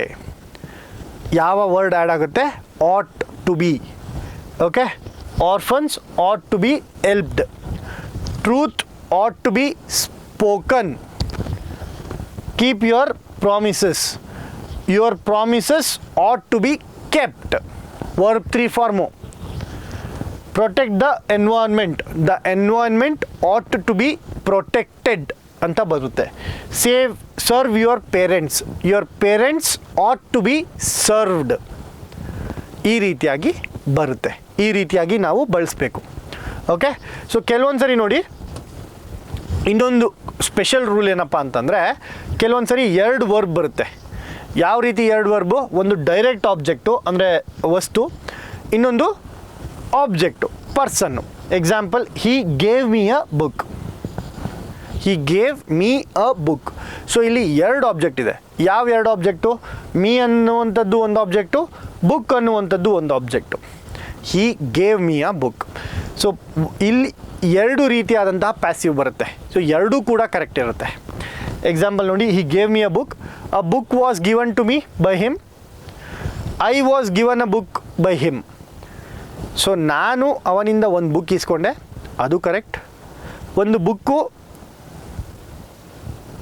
ನನಗೆ ಅವನಿಂದ ಕೊಡಲ್ಪಟ್ಟಿತು, ಇದು ಕರೆಕ್ಟ್. ಓಕೆ, ನನಗೆ ಒಂದು ಬುಕ್ಕನ್ನು ಅವನಿಂದ ಕೊಡಲ್ಪಟ್ಟಿತು, ಅದು ಕೂಡ ಕರೆಕ್ಟ್. ಅದೇ ರೀತಿ ನನಗೆ ಒಂದು ಬುಕ್ ಅವನಿಂದ ಕೊಡಲ್ಪಟ್ಟಿತು, ಇದು ಕೂಡ ಕರೆಕ್ಟ್. ಸೊ ಇಲ್ಲಿ 2 ಆಬ್ಜೆಕ್ಟ್ ಇದೆ, ಮೀ ಅನ್ನುವಂಥದ್ದು ಒಂದು ಆಬ್ಜೆಕ್ಟ್, ಬುಕ್ ಅನ್ನುವಂಥದ್ದು ಆಬ್ಜೆಕ್ಟ್. 2 ಇಟ್ಕೊಂಡು ನಾವು ಯೂಸ್ ಮಾಡ್ಬೋದು. ಒಂದು ವೇಳೆ ಎಕ್ಸಾಮಲ್ಲಿ 2 ಕೊಟ್ಟಿದ್ರು ಅಂದರೆ ಈ ಪರ್ಸನ್ನಿಂದ ಸ್ಟಾರ್ಟ್ ಆಗುತ್ತಲ್ಲ, ಅದು ಯೂಶಲಿ ಕರೆಕ್ಟ್ ಇರುತ್ತೆ. ಯಾವ person, I was given a book by him, usually correct ಇರುತ್ತೆ. ಬಟ್ ಇದನ್ನು ರಾಂಗ್ ಅನ್ನೋಕ್ಕಾಗಲ್ಲ, ಅದು ಕೂಡ ಕರೆಕ್ಟೇ. ಬಟ್ ಎಕ್ಸಾಮಲ್ಲಿ ಏನು ಮಾಡ್ತಾರೆ, ಮೋರ್ ರಿಲೆವೆಂಟ್ ಆಪ್ಷನ್ನ ನಾವು ಟಿಕ್ ಮಾಡಬೇಕಾಗತ್ತೆ. ಸೊ ಹಾಗಾಗಿ ಪರ್ಸನ್ನಿಂದ ಸ್ಟಾರ್ಟ್ ಆಗುತ್ತಲ್ಲ, ಅದು ನಮ್ಮ ಸರಿಯಾದ ಉತ್ತರ ಆಗುತ್ತೆ. ಸೊ ಇನ್ನೊಂದು ಎಕ್ಸಾಂಪಲ್ ನೋಡಿ, the teacher gave me a prize, a prize was given to me by the teacher, ಅದು ಕೂಡ correct. I was given a prize by the teacher, ಅದು ಕೂಡ ಕರೆಕ್ಟ್. ಸೊ ಒಂದೇ ಆ್ಯಕ್ಟಿವ್ ವಾಯ್ಸ್ಗೆ ಎರಡು ರೀತಿಯಾದಂತಹ ಪ್ಯಾಸಿವ್ ವಾಯ್ಸು ಕರೆಕ್ಟ್ ಆಗುತ್ತೆ. ಓಕೆನಾ? ಇನ್ನೊಂದು ಪ್ರಿಪೋಸಿಷನಲ್ ಪ್ಯಾಸಿವ್ಸ್ ಅಂತ ಕರಿತೀವಿ. ಪ್ರಿಪೋಸಿಷನಲ್ ಪ್ಯಾಸಿವ್ಸ್ ಅಂತ ಅಂದರೆ known to, okay, not known by. So known by ಅಂತ ಬಳಸಬಾರ್ದು, ನೋನ್ ಟು. ಎಕ್ಸಾಂಪಲ್ ನೋಡಿ, I know him, he is known to me, by me ಅಲ್ಲ, he is known to me. So ಇಲ್ಲಿ ಯಾವ ಪ್ರಿಪೋಸಿಷನ್ನ ಆ್ಯಡ್ ಮಾಡ್ತಾ ಇದ್ದೀನಿ? ಟು ಅನ್ನುವಂತಹ ಪ್ರಿಪೋಸಿಷನ್ನ ಯೂಸ್ ಮಾಡ್ತಾ ಇದ್ದೀನಿ. ಸೊ ಪ್ರಿಪೋಸಿಷನ್ ಅಂದರೆ ಏನು, ನೆಕ್ಸ್ಟ್ ಕ್ಲಾಸಲ್ಲಿ ನೋಡೋಣ ಏನಂತ preposition. Okay, so interested in the book interests me. Interests ಇದ್ದರೆ ಇಂಟ್ರೆಸ್ಟೆಡ್ ಇನ್ ಅಂತ ಬರುತ್ತೆ. I am interested in this book. Surprised at, example ನೋಡಿ, his behaviour surprised me. I was surprised at his behaviour. So surprised at, surprises ಅಂತ ಇರೋದು surprised at ಅಂತ ಬರುತ್ತೆ. Okay, next filled with, water fills the tub. So passive ವಾಯ್ಸಲ್ಲಿ the water fills the tub ಅಂತ ಇರುವಂಥದ್ದು active ವಾಯ್ಸಲ್ಲಿ. Passive ವಾಯ್ಸಲ್ಲಿ the tub is filled with water. So fills ಅಂತ ಇರುವಂಥದ್ದು ಫಿಲ್ಡ್ ವಿತ್ ಅಂತ ಆಯಿತು. ಸರ್ಪ್ರೈಸ್ ಇರುವಂಥದ್ದು ಸರ್ಪ್ರೈಸ್ಡ್ ಎಟ್ ಆಯಿತು. ಓಕೆನಾ? ಆಮೇಲೆ ಇಂಟ್ರೆಸ್ಟ್ ಇರೋದು ಇಂಟ್ರೆಸ್ಟೆಡ್ ಇನ್ ಆಯಿತು. ನೋನ್ ಇರುವಂಥದ್ದು ನೋನ್ ಟು ಅಂತ ಆಯಿತು. ಇದನ್ನು ನಾವು ಪ್ರಿಪೋಸಿಷನಲ್ ಪ್ಯಾಸಿವ್ಸ್ ಅಂತ ಕರಿತೀವಿ. ಓಕೆ, ಜಾಸ್ತಿ ತಲೆ ಕೆಡಿಸ್ಕೊಳ್ಳುವಂಥ ಅವಶ್ಯಕತೆ ಇಲ್ಲ, ಇದರಲ್ಲಿ ಕ್ವೆಶನ್ಸ್ ಬರುವಂಥದ್ದು ಕಡಿಮೆ. ಬಟ್ ನಿಮಗೆ ತಿಳಿದಿರಬೇಕು ಅಂತ ಈ ಒಂದು ಕಾನ್ಸೆಪ್ಟನ್ನ ನಿಮಗೆ ಹೇಳ್ಕೊಡ್ತಾ ಇದ್ದೀನಿ. ಆವಾಗಲೇ ನಾವು ಆ್ಯಕ್ಟಿವ್ ಮತ್ತು ಪ್ಯಾಸಿವ್ ವಾಯ್ಸ್ನ ನೋಡಿದ್ವಿ. ಇವಾಗ ಡೈರೆಕ್ಟ್ ಮತ್ತು ಇಂಡೈರೆಕ್ಟ್ ಸ್ಪೀಚ್ನ ನೋಡೋಣ. ಸೊ ಡೈರೆಕ್ಟ್ ಮತ್ತು ಇಂಡೈರೆಕ್ಟ್ ಸ್ಪೀಚ್ ನಾನು ಆವಾಗಲೇ ಏನು ಹೇಳಿದೆ, ಡೈರೆಕ್ಟ್ ಸ್ಪೀಚ್ ಅಂತ ಅಂದರೆ ನಾನು ನಿಮ್ಮ ಹತ್ರ ಡೈರೆಕ್ಟಾಗಿ ಮಾತಾಡ್ತಾ ಇರುವಂಥದ್ದನ್ನ ಒಂದು ಕಾನ್ವರ್ಸೇಷನ್ ರೀತಿಯಲ್ಲಿ ಆಗೋದನ್ನ ನಾವು ಡೈರೆಕ್ಟ್ ಸ್ಪೀಚ್ ಅಂತ ಅಂತೀವಿ. ಈ ಒಂದು ಕಾನ್ವರ್ಸೇಷನ್ನ ಮೂರನೇ ವ್ಯಕ್ತಿ ಕೇಳಿಸ್ಕೊಂಡು ಅದನ್ನ ಹೋಗಿ ಇನ್ನೊಬ್ಬರ ಹತ್ರ ಯಾವ ರೀತಿಯಲ್ಲಿ ಕನ್ವೆ ಮಾಡ್ತಾರೆ, ಅದು ಇಂಡೈರೆಕ್ಟ್ ಸ್ಪೀಚ್ ಆಗುತ್ತೆ. ಈ ಇಂಡೈರೆಕ್ಟ್ ಸ್ಪೀಚ್ನ ನಾವು ನರೇಷನ್ ಅಂತ ಕೂಡ ಹೇಳ್ತೀವಿ. ಓಕೆ, ಸೊ ನರೇಷನ್ ಅಂದರೆ ಏನೂ ಇಲ್ಲ, ಇಲ್ಲಿ ಆಗ್ತಾ ಇರುವಂತಹ ಒಂದು ಸಂಭಾಷಣೆನ ಮೂರನೇ ವ್ಯಕ್ತಿ ಕೇಳಿಸ್ಕೊಂಡು ಅದನ್ನು ಹೋಗಿ ಇನ್ನೊಬ್ಬರಿಗೆ ಹೇಳುವಂಥದ್ದು, ಇದನ್ನು ನಾವು ನರೇಷನ್ ಅಂತಲೂ ಕರಿತೀವಿ. ಇನ್ನೊಂದು ರಿಪೋರ್ಟೆಡ್ ಸ್ಪೀಚ್ ಅಂತಲೂ ಅಂತೀವಿ. ಸೊ ರಿಪೋರ್ಟೆಡ್ ಸ್ಪೀಚ್ ಯಾಕೆ ಹೇಳ್ತೀವಿ ಅಂತಂದರೆ, ಈ ರಿಪೋರ್ಟರ್ಸ್ ಕೆಲಸ ಏನು? ಈಗ ಫಾರ್ ಎಕ್ಸಾಂಪಲ್ ನಮ್ಮ ಪ್ರೈಮ್ ಮಿನಿಸ್ಟರ್ ಒಂದು ಅಡ್ರೆಸ್ ಮಾಡಿದ್ರು ಅಂದ್ಕೊಳ್ಳೋಣ, ಒಂದು ಸ್ಪೀಚ್ ಕೊಟ್ಟರು ಅಂತ ಅಂದ್ಕೊಳ್ಳೋಣ. ಇವಾಗ ಇಂಡೈರೆಕ್ಟ್ ಸ್ಪೀಚಲ್ಲಿ ಅಂದರೆ ರಿಪೋರ್ಟೆಡ್ ಸ್ಪೀಚಲ್ಲಿ ಪ್ರೈಮ್ ಮಿನಿಸ್ಟರ್ ನರೇಂದ್ರ ಮೋದಿ ಅವರು ಈ ರೀತಿ ಹೇಳಿದ್ರು ಅಂತ ಹೇಳ್ತಾರಲ್ವ ರಿಪೋರ್ಟೆಡ್ ಸ್ಪೀಚಲ್ಲಿ, ಹಾಗಾಗಿ ಇದನ್ನು ರಿಪೋರ್ಟೆಡ್ ಸ್ಪೀಚ್ ಅಂತಲೂ ಕರಿತೀವಿ. ಓಕೆ, ಸೊ ಡೈರೆಕ್ಟ್ ಸ್ಪೀಚ್ ಅಂದರೆ ಗೊತ್ತಾಯಿತು, ಇಂಡೈರೆಕ್ಟ್ ಸ್ಪೀಚ್ ಅಂದರೆ ಗೊತ್ತಾಯಿತು. ಇಂಡೈರೆಕ್ಟ್ ಸ್ಪೀಚ್ಗೆ ಇನ್ನೊಂದು ಹೆಸರು ನರೇಷನ್ ಅಂತ, ಆ ನರೇಷನ್ಗೆ ಇನ್ನೊಂದು ಹೆಸರು ರಿಪೋರ್ಟೆಡ್ ಸ್ಪೀಚ್ ಅಂತ ಅರ್ಥ ಬರುತ್ತೆ. ಸೊ ರಿಪೋರ್ಟೆಡ್ ಸ್ಪೀಚ್ ಅಂದರೂ ಒಂದೇ, ಇಂಡೈರೆಕ್ಟ್ ಸ್ಪೀಚ್ ಅಂತ ಅಂದರೂ ಒಂದೇ, ನರೇಷನ್ ಅಂತ ಅಂದರೂ ಒಂದೇ. ಓಕೆ, ಸೊ ಒಂದು ಎಕ್ಸಾಂಪಲ್ ಕೊಡೋದಾದರೆ, ನಾನು ಭರತ್ ಈಸ್ ಟೆಲಿಂಗ್ ಯು, ನಾನು ನಿಮ್ಗೆ ಏನು ಹೇಳ್ತಾ ಇದ್ದೀನಿ, PYQsನ ಪ್ರಾಕ್ಟೀಸ್ ಮಾಡಿ ಆರಾಮಾಗಿ ಪಾಸ್ ಆಗ್ತೀರಾ ಅಂತ ನಾನು ನಿಮಗೆ ಡೈರೆಕ್ಟಾಗಿ ಹೇಳ್ತಾ ಇರೋದನ್ನ ಡೈರೆಕ್ಟ್ ಸ್ಪೀಚ್ ಅಂತ ಹೇಳ್ತಾರೆ. ಈ ರಿಪೋರ್ಟೆಡ್ ಸ್ಪೀಚಲ್ಲಿ ಏನಾಗುತ್ತೆ, ಭರತ್ ಅವ್ರು ಹೇಳ್ತಾಯಿದ್ರು PYQsನ ಪ್ರಾಕ್ಟೀಸ್ ಮಾಡಿದ್ರೆ ಪಾಸ್ ಆಗ್ತಾರಂತೆ ಸ್ಟೂಡೆಂಟ್ಸ್. ಸೊ ಈ ಅಂತೆ ಅವೆಲ್ಲ ಬರುತ್ತಲ್ವ, ಇದನ್ನು ನಾವು ಇಂಡೈರೆಕ್ಟ್ ಸ್ಪೀಚ್ ಅಂತ ಅಂತೀವಿ. ಓಕೆ, ಸೊ ಇದಾದ ನಂತರ ಯಾವ್ಯಾವ ರೀತಿ ಇದ್ದಾವೆ ಇಂಡೈರೆಕ್ಟ್ ಸ್ಪೀಚಲ್ಲಿ, ಯಾವ ರೀತಿ ಟೆನ್ಸಸ್ನ ಚೇಂಜ್ ಮಾಡಬೇಕು, ಯಾವ ರೀತಿ ಫಸ್ಟ್ ಪರ್ಸನ್ನಲ್ಲಿದ್ದಾಗ ಪ್ರೊನೌನ್ಸ್ನ ಚೇಂಜ್ ಮಾಡಬೇಕು, ನೌನ್ಸ್ನ ಚೇಂಜ್ ಮಾಡಬೇಕು, ಇದನ್ನೆಲ್ಲ ನಾವು ನೋಡ್ಕೊತ ಹೋಗೋಣ. ಓಕೆ, ಇನ್ನೊಂದು ಎಕ್ಸಾಂಪಲ್ ನೋಡಿ direct ಸ್ಪೀಚ್ಗೆ. He said I am playing ಅಂದರೆ ಅವನು ಯಾರೋ ಒಬ್ಬ ಹೇಳ್ದ ಅವನು ಆಟ ಆಡ್ತಾ ಇದ್ದಾನಂತೆ. ಓಕೆ, ಅದನ್ನು ಅವನೇ ಹೇಳ್ದಾಗ, ಈಗ ನಾನೇ ಹೇಳ್ತಾ ಇದ್ದೀನಿ ಅಂದ್ಕೊಳ್ಳೋಣ, Bharat said I am playing ಅಂದರೆ Bharat said I am teaching. ಆಯಿತಾ, ಇದನ್ನು ನಾವು ಡೈರೆಕ್ಟ್ ಸ್ಪೀಚ್ಗೆ ಅಂತ ಅಂತೀವಿ. ಏನು, ನಾನು ನಿಮಗೆ ಡೈರೆಕ್ಟಾಗಿ ಹೇಳ್ತಾ ಇದ್ದೀನಿ, ನಾನು ಏನು ಮಾಡ್ತಾ ಇದ್ದೀನಿ, ಐ ಆಮ್ ಟೀಚಿಂಗ್. ಓಕೆ, ಇದನ್ನು ಇಂಡೈರೆಕ್ಟ್ ಸ್ಪೀಚಲ್ಲಿ ಮಾಡಿದಾಗ ಹೀ ಸೆಡ್ ದ್ಯಾಟ್ ಅಂದರೆ ಭರತ್ ಸೆಡ್ ದ್ಯಾಟ್ ಈ ವಾಸ್ ಟೀಚಿಂಗ್. ಯಾಕೆ ವಾಸ್ ಬಂತು? ಬಿಕಾಸ್ ಇಂಡೈರೆಕ್ಟ್ ಸ್ಪೀಚಲ್ಲಿ ಬಂದಾಗ, ಡೈರೆಕ್ಟ್ ಸ್ಪೀಚಲ್ಲಿ ಇವಾಗ ಹೇಳ್ತಾ ಇದ್ದೀನಿ ನಾನು, ಐ ಆಮ್ ಟೀಚಿಂಗ್, ಇವಾಗ ಮಾಡ್ತಾ ಇದ್ದೀನಿ. ಬಟ್ ಇಂಡೈರೆಕ್ಟ್ ಸ್ಪೀಚಲ್ಲಿ ನಾನು ಆಲ್ರೆಡಿ ಹೇಳ್ಬಿಟ್ಟಿರ್ತೀನಿ ನಿಮಗೆ ಅಲ್ವಾ, ನಾನು ಆಲ್ರೆಡಿ ಹೇಳಿರೋದನ್ನ ತಾನೇ ಅವ್ರು ಇನ್ನೊಬ್ರ ಹತ್ರ ಹೇಳೋಕ್ಕಾಗೋದು. ಹಾಗಾಗಿ ಒಂದು ಘಟ್ಟ ಹಿಂದೆ ಹೋಗುತ್ತೆ, ಒಂದು ಕಾಲಘಟ್ಟ ಹಿಂದೆ ಹೋಗುತ್ತೆ. ಸೊ ಪ್ರೆಸೆಂಟ್ ಇದ್ದರೆ ಅದು ಪಾಸ್ಟ್ ಆಗುತ್ತೆ, ಸಿಂಪಲ್ ಪ್ರೆಸೆಂಟ್ ಇದ್ದರೆ ಸಿಂಪಲ್ ಪಾಸ್ಟ್ ಆಗುತ್ತೆ. Okay, so he was playing. Okay, ಇದು ಸಿಂಪಲ್, ಇದು ಪ್ರೆಸೆಂಟ್ ಕಂಟಿನ್ಯೂಸ್ ಇದೆ, ಇದು ಪಾಸ್ಟ್ ಕಂಟಿನ್ಯೂಸ್ ಆಗುತ್ತೆ. ಹಿ ವಾಸ್ ಪ್ಲೇಯಿಂಗ್ ಅಥವಾ ಐ ಆಮ್ ಟೀಚಿಂಗ್ ನೌ ಅಂತ ಅಂದರೆ ಅದನ್ನು ಇಂಡೈರೆಕ್ಟ್ ಸ್ಪೀಚಲ್ಲಿ Bharat said that he was teaching ಅಂತ ಅರ್ಥ ಬರುತ್ತೆ. ಸೊ ಇದು ನಿಮ್ಮ ಡೈರೆಕ್ಟ್ ಸ್ಪೀಚ್ ಮತ್ತು ಇಂಡೈರೆಕ್ಟ್ ಸ್ಪೀಚ್. ಇದರಲ್ಲಿ ಮೊದಲನೇದಾಗಿ 5 ಎಸೆನ್ಷಿಯಲ್ ರೂಲ್ಸ್ ಇರ್ತವೆ. ಸೊ ನೀವು 5 ಎಸೆನ್ಷಿಯಲ್ ರೂಲ್ಸ್ ಪಂಚಾಮೃತ ಅಂತ ಅಂದ್ಕೊಳ್ಳಿ. ಈ ಪಂಚಾಮೃತದ ಸ್ಟೆಪ್ಸ್ನ ನೀವೇನಾದರೂ ಕರೆಕ್ಟಾಗಿ ಫಾಲೋ ಮಾಡ್ತು ಅಂತ ಅಂದರೆ ಈಸಿಯಾಗಿ ಈ ಡೈರೆಕ್ಟ್ ಸ್ಪೀಚ್ ಇಂಡೈರೆಕ್ಟ್ ಸ್ಪೀಚ್ನ ಕಲಿಬೋದು. ಓಕೆ, ಇದು ಕಬ್ಬಿಣದ ಕಡಲೆ ಅಲ್ವೇ ಅಲ್ಲ. ಸೊ ಈ ಒಂದು ಮನಸ್ಥಿತಿನ ತೆಗ್ದಾಕ್ಬಿಡಿ. ನಾವು ಯೂಶ್ವಲಿ ಸ್ಪರ್ಧಾರ್ಥಿಗಳೇನು ಅನ್ಕೊತೀವಿ, ಡೈರೆಕ್ಟ್ ಸ್ಪೀಚ್ ಇಂಡೈರೆಕ್ಟ್ ಸ್ಪೀಚ್ ತುಂಬ ಕಷ್ಟ, ನಮ್ಮ ಕೈಯಲ್ಲಿ ಮಾಡೋಕ್ಕಾಗಲ್ಲ ಅನ್ನುವಂತಹ, ನಾನು ಕನ್ನಡ ಮೀಡಿಯಮ್ ಸ್ಟೂಡೆಂಟು, ನಾನು ಇಂಗ್ಲೀಷ್ ಮೀಡಿಯಮ್ ಸ್ಟೂಡೆಂಟ್ ಅಲ್ಲ, ನನಗೆ ಇಂಗ್ಲೀಷ್ ಚೆನ್ನಾಗಿ ಬರಲ್ಲ, ಈ ಒಂದು ಇನ್ಫೀರಿಯಾರಿಟಿ ಕಾಂಪ್ಲೆಕ್ಸ್ನ ನಾವು ತಲೆಯಲ್ಲಿ ಇಟ್ಕೊಂಡಿರ್ತೀವಿ. ಬಟ್ ನಾವು ಈಸಿಯಾಗಿ ಆನ್ಸರ್ ಮಾಡ್ಬೋದು, ಈಸಿಯಾಗಿ ಸ್ಕೋರ್ ಮಾಡ್ಬೋದು ಎಕ್ಸಾಮ್ನಲ್ಲಿ. ಓಕೆ, ಸೊ ಈ ಒಂದು 5 ಸ್ಟೆಪ್ಸ್ ಏನಿದೆ, ಪಂಚಾಮೃತ ಸ್ಟೆಪ್ಸ್, ಇದನ್ನು ನಾವು ಫಾಲೋ ಮಾಡಬೇಕಾಗತ್ತೆ. ಸೊ ಮೊದಲನೇದಾಗಿ ರಿಪೋರ್ಟಿಂಗ್ ವರ್ಬ್ ಅಂದರೆ Bharat said that, Bharat said, he told, ಈ ಥರ ಬರುವಂತಹ ಪದಗಳಿಗೆ ನಾವು ರಿಪೋರ್ಟಿಂಗ್ ವರ್ಬ್ ಅಂತ ಕರಿತೀವಿ. ಏನಂತ ಕರಿತೀವಿ? ರಿಪೋರ್ಟಿಂಗ್ ವರ್ಬ್ ಅಂತ ಕರಿತೀವಿ. ಸೊ ಇದು ಯಾವ ರೀತಿ ಚೇಂಜ್ ಆಗುತ್ತೆ? Bharat said I am teaching, ಇದು ಡೈರೆಕ್ಟ್ ಸ್ಪೀಚಲ್ಲಿದ್ದಾಗ. ಇಂಡೈರೆಕ್ಟ್ ಸ್ಪೀಚ್ ಹೇಳಿದಾಗ ಭರತ್ ಟೋಲ್ಡ್ ದಟ್ ಅಂತ ಬರುತ್ತೆ. ಓಕೆ, ಸೆಡ್ ಇದ್ದರೆ ಟೋಲ್ಡ್ ಅಂತ ಬರುತ್ತೆ. ಕೆಲವೊಂದು ಸರಿ ಸೆಡ್ ಇದ್ದರೆ ಸೆಡ್ ಅಂತಲೇ ಬರುತ್ತೆ. ಭರತ್ ಸೆಡ್ ದಟ್ ಅಂದರೂ ಕೂಡ ಕರೆಕ್ಟೇ ಇರುತ್ತೆ. ಸೊ ಸೆಡ್ ಏನಾಯಿತು? ಟೋಲ್ಡ್ ಆಯಿತು ಅಥವಾ ಸೆಡ್ ಆಯಿತು. ಇನ್ನೊಂದು says, Bharat says practise PYQs. Okay, ಇದು ಡೈರೆಕ್ಟ್ ಸ್ಪೀಚ್. ಈ ಸೇಸ್ ಏನಾಗುತ್ತೆ? ಟೆಲ್ಸ್ ಅಂತ ಚೇಂಜ್ ಆಗುತ್ತೆ. ಓಕೆ, ಸೊ ಯಾವ ರೀತಿ ರಿಪೋರ್ಟಿಂಗ್ ವರ್ಬಲ್ಲಿ ಚೇಂಜ್ ಆಯಿತು? ಸೇಸ್ ಅನ್ನುವಂಥದ್ದು ಟೆಲ್ಸ್ ಆಯಿತು. Bharat tells PYQs are important ಅಂತ. ಓಕೆನಾ? ಸೊ ಈ ರೀತಿಯಾಗಿ ರಿಪೋರ್ಟಿಂಗ್ ವರ್ಬ್ ಚೇಂಜ್ ಆಗುತ್ತೆ. ಯಾವ ರೀತಿ ಚೇಂಜ್ ಆಗುತ್ತೆ? ಕ್ವೆಶನ್ನ ಮುಖಾಂತರ ನಾವು ತಿಳ್ಕೊತ ಹೋಗೋಣ. ಓಕೆ, ಸೊ ಅದಾದ ನಂತರ ಈ ಡೈರೆಕ್ಟ್ ಸ್ಪೀಚಲ್ಲಿ ಏನಾದರೂ ಕ್ವೆಶನ್ ಮಾರ್ಕ್ ಇದ್ದರೆ, Bharat asked how are you doing. So asks ಅಂತ ಇರೋದು ಅಥವಾ ಆಸ್ಕ್ಡ್ ಅಂತ ಇರೋದು, ಆಸ್ಕ್ಡ್ ಅಂತ ಇರುತ್ತೆ ಅಥವಾ ಎನ್ಕ್ವೈರ್ಡ್ ಅಂತ ಇರುತ್ತೆ ಅಥವಾ ಕ್ವೆಶನ್ ಅಂತ ಇರುತ್ತೆ ಅಥವಾ ಕ್ವೇರಿಡ್ ಅಂತ ಇರುತ್ತೆ ಅಥವಾ ಎನ್ಕ್ವೈರ್ಡ್ ಅಂತ ಬರುತ್ತೆ. ಓಕೆ, ಈ ರೀತಿಯಾಗಿ ಕ್ವೆಶನ್ ಇರುವಂತಹ ಸೆಂಟೆನ್ಸಸ್ ಈ ರೀತಿಯಾಗಿ ಚೇಂಜ್ ಆಗ್ತವೆ. ಓಕೆ, ಇದಾದ ನಂತರ ರಿಮೂವಲ್ ಆಫ್ ಪಂಕ್ಚುಯೇಷನ್. ಇಲ್ಲಿ ನೋಡಿ, ಡೈರೆಕ್ಟ್ ಸ್ಪೀಚಲ್ಲಿ ಈ ಪಂಕ್ಚುಯೇಷನ್ ಮಾರ್ಕ್ಸ್ ಇರ್ತವೆ. ಇಲ್ಲೊಂದು ಕಾಮ ಇದೆ ನೋಡಿ, ಎಸ್, ಇಲ್ಲೊಂದು ಕಾಮ ಇದೆ, ಇಲ್ಲೊಂದು ಕಾಮ ಇದೆ. ಅದಾದ ನಂತರ ಇಲ್ಲಿ 2 ಕೊಟೇಷನ್ ಮಾರ್ಕ್ಸ್ ಅಂತ ಅಂತೀವಿ ನಾವು. ಈ ಕೊಟೇಷನ್ ಮಾರ್ಕ್ಸ್ ಇದನ್ನು ನಾವು ರಿಮೂವ್ ಮಾಡಬೇಕಾಗತ್ತೆ ಇಂಡೈರೆಕ್ಟ್ ಸ್ಪೀಚಲ್ಲಿ. ಇಲ್ಲಿ ನೋಡಿ, ಯಾವುದಾದ್ರೂ ನಿಮಗೆ ಪಂಕ್ಚುಯೇಷನ್ ಮಾರ್ಕ್ ಕಾಣಿಸ್ತಿದ್ಯಾ? ಇಲ್ಲಿ ಕಾಮ ಇತ್ತು, ಕಾಮನ ರಿಮೂವ್ ಮಾಡಿದ್ವಿ, ಕರೆಕ್ಟ್ ಅಲ್ವಾ?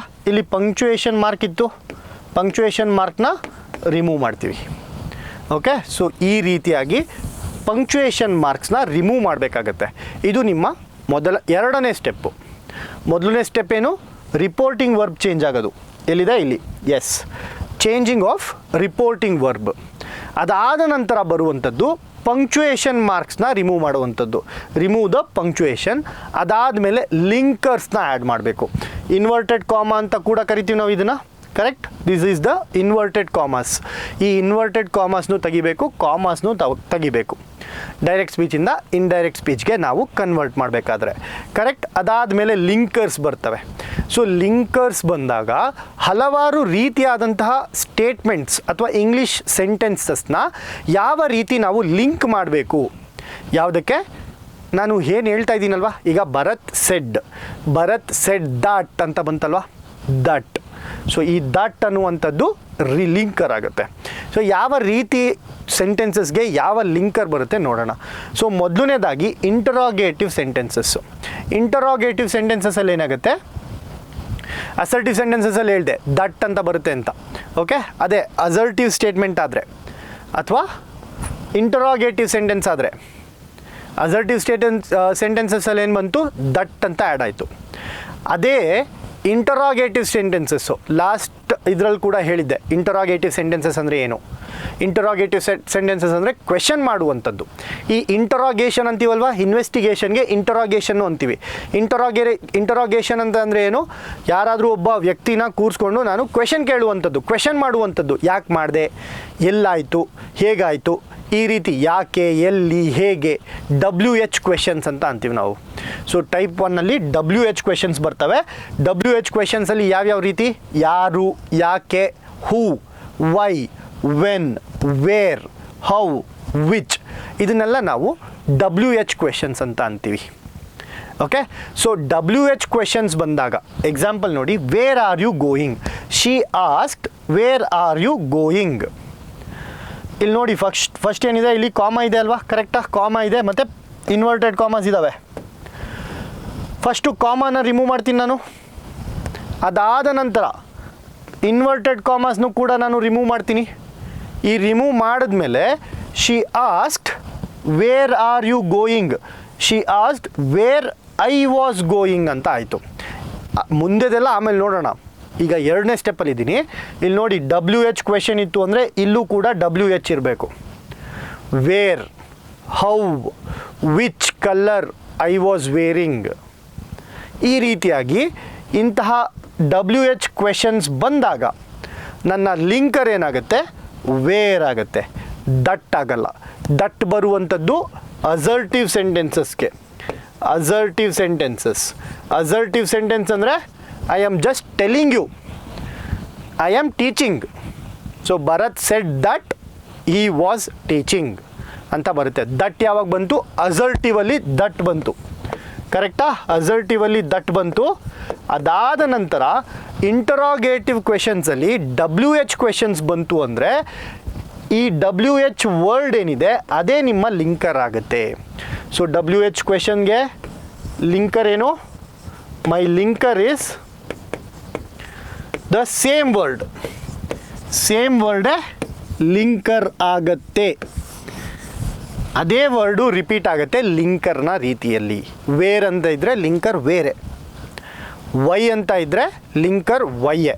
ಎಕ್ಸಾಂಪಲ್ ನೋಡಿ ಇದಕ್ಕೆ, she asked why are you going, she asked why I was going. Okay, ಇಲ್ಲಿ ವೈ ಬಂತು ಅಂದರೆ ಇಲ್ಲೂ why. How are you going, she asked how are you going. ಇಲ್ಲೂ ಕೂಡ she asked how I was going. ಈ ರೀತಿಯಾಗಿ linker change ಆಗ್ತವೆ. So ಇಲ್ಲಿ ಯಾವ ವರ್ಡ್ ಕ್ವೆಶನ್ನಲ್ಲಿ ಸ್ಟಾರ್ಟ್ ಆಗುತ್ತೆ ಅದೇ ನನ್ನ ಲಿಂಕರ್ ಆಗಿ ಆ್ಯಕ್ಟ್ ಮಾಡುತ್ತೆ ಅಂತ ಅರ್ಥ. ಓಕೆನಾ. ಸೊ ಇದಾದ ನಂತರ ನೆಕ್ಸ್ಟ್ ಟೈಪ್ ಆಫ್ ಕ್ವೆಶನ್ ನೋಡಿ, yes or no question. Yes or no question ಯಾವ ರೀತಿ ಬರುತ್ತೆ, ಎಸ್ ಆರ್ ನೋ ಕ್ವೆಶನ್ ಅಂದರೆ ನಿಮ್ಗೆಲ್ಲರಿಗೂ ಗೊತ್ತು, ಎಸ್ ಅನ್ಬೇಕು ಇಲ್ಲ ನೋ ಅನ್ಬೇಕು. Do you like coffee, yes. Do you like tea, yes. Did you do your homework, yes. Did you watch yesterday's video, yes. Did you answer in comment box, yes. ಈ ರೀತಿ S or no questions ಆಯಿತಾ. ಈ S or no questions ಇದ್ದಾಗ ನನ್ನ linker if ಆಗುತ್ತೆ. Example ನೋಡಿ, ಈ asked do you like tea, do you like tea. So ಇಲ್ಲಿ ಕ್ವೆಶನ್ ಇದೆ, yes or no question. Yes or no question ಬಂದಾಗ ನನ್ನ ಲಿಂಕರ್ ಏನಾಗುತ್ತೆ, ಇಫ್ ಆಗುತ್ತೆ. What will be my linker, my linker will be if. So ಆ direct ಸ್ಪೀಚಿಂದ indirect ಸ್ಪೀಚಿಗೆ convert ಮಾಡೋದಕ್ಕೆ ಯಾವ ರೀತಿ ಬಳಸಿದೆ ನಾನು ಲಿಂಕರ್ನ, ಈ ಆಸ್ಕ್ಡ್ ನೋಡಿ, ಆಸ್ಕ್ಡ್ ಇದ್ದಿದ್ದು ಆಸ್ಕ್ಡ್ ಆಯಿತು, ಅಥವಾ ಕ್ವೆಶನ್ಡ್ ಆಗ್ಬೋದು, ಅಥವಾ ಎನ್ಕ್ವೈರ್ಡ್ ಅಂತ ಯೂಸ್ ಮಾಡ್ಬೋದು, ಎಲ್ಲ ಕರೆಕ್ಟೇ. ಕ್ವೆಶನ್ಡ್, ಆಸ್ಕ್ಡ್, ಎನ್ಕ್ವೈರ್ಡ್, ಕ್ವೇರಿಡ್, ಓಕೆ, ಇದೆಲ್ಲ ಕರೆಕ್ಟೇ ಬರುತ್ತೆ. If, my linker is if. ಓಕೆನಾ. ಆಮೇಲೆ ಯು ಇದ್ದಿದ್ದು ಐ ಆಯಿತು. ಯಾಕೆ ಅಂತ ನೆಕ್ಸ್ಟ್ ಸ್ಟೆಪ್ಪಲ್ಲಿ ನೋಡೋಣ. ಅದು ಮೂರನೇ ಪಾರ್ಟು. ಇವಾಗ ಸದ್ಯಕ್ಕೆ ಎರಡನೇ ಭಾಗದಲ್ಲಿದ್ದೀವಿ. ಇಲ್ಲಿ ನಾವು ಲಿಂಕರ್ನ ನೋಡ್ತಾ ಇದ್ದೀವಿ, ಯಾವ ರೀತಿ ನಾನು ಲಿಂಕ್ ಮಾಡಬೇಕು ಅಂತ. ಆಯಿತಾ? ಸೊ ಈ ರೀತಿ ಕ್ವೆಶನ್ ಎಸ್ ಆರ್ ನೋ ಕ್ವೆಶನ್ಸಲ್ಲಿ, ಯಾವ ಕ್ವೆಶನ್ಸಲ್ಲಿ yes or no questions, yes or no ಕ್ವೆಶನ್ನಲ್ಲಿ ನನ್ನ ಲಿಂಕರ್ ಏನು, ಇಫ್ ಅಂತ ಬರುತ್ತೆ. ಸೊ ದಟ್ ಬರಲ್ಲ, ಇಫ್ ಬರುತ್ತೆ. ಓಕೆ, ಸೊ ಇದು ನಿಮ್ಮ ಎರಡನೇ ರೀತಿಯಾದಂಥದ್ದು. ನೆಕ್ಸ್ಟ್ ಒನ್ ಇಂಪೆರೇಟಿವ್ ಸೆಂಟೆನ್ಸ್ ಅಂತ ಕರಿತೀವಿ. ಇಂಪೆರೇಟಿವ್ ಸೆಂಟೆನ್ಸ್ ಲಾಸ್ಟ್ ಕ್ಲಾಸಲ್ಲಿ ಕೂಡ ಹೇಳ್ಕೊಟ್ಟಿದ್ದೆ. ಇಂಪೆರೇಟಿವ್ ಸೆಂಟೆನ್ಸಸ್ ಅಂದರೆ ಏನು ಅಂತ, ರಿಕ್ವೆಸ್ಟ್ಸ್ ಆಗಿರ್ಬೋದು ಅಥವಾ ಕಮ್ಯಾಂಡ್ಸ್ ಆಗಿರ್ಬೋದು, ಇದನ್ನೆಲ್ಲ ನಾವು ಇಂಪೆರೇಟಿವ್ ಸೆಂಟೆನ್ಸಸ್ ಅಂತ ಕರಿತೀವಿ. Okay, not interrogative, imperative sentences. ಈ ಇಂಪೆರೇಟಿವ್ ಸೆಂಟೆನ್ಸಸ್ ಬಂದಾಗ ಅಕಸ್ಮಾತ್ ಒಂದು ವೇಳೆ ಕಮ್ಯಾಂಡ್ ಆಗಿದ್ದರೆ ಅಲ್ಲಿ ಆರ್ಡರ್ಡ್ ಅಂತ ಬರುತ್ತೆ ಲಿಂಕರ್. ಏನಂತ ಬರುತ್ತೆ, ಒಂದು ವೇಳೆ ಕಮ್ಯಾಂಡ್ ಇದ್ದರೆ, ಕಮ್ಯಾಂಡ್ ಇದ್ದರೆ ಆರ್ಡರ್ಡ್ ಟು ಅಂತ ಬರುತ್ತೆ. ಒಂದು ವೇಳೆ ನೆಗೆಟಿವ್ ಕಮ್ಯಾಂಡ್ ಇದ್ದರೆ, ಡೋಂಟ್ ಗೋ ದೇರ್ ಅಂತ ಇದ್ದರೆ ನೆಗೆಟಿವ್ ಕಮ್ಯಾಂಡ್ ಅಂತೀವಿ. ನೆಗೆಟಿವ್ ಕಮ್ಯಾಂಡ್ ಇದ್ದರೆ ಆರ್ಡರ್ಡ್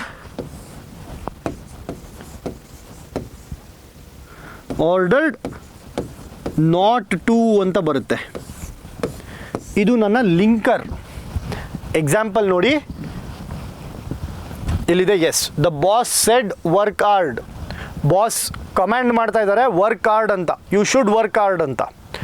ಸೊ ಅವಾಗ ಇಂಡೈರೆಕ್ಟ್ ಸ್ಪೀಚಲ್ಲಿ ಏನಾಗುತ್ತೆ, the boss ordered me to work hard, ordered me to.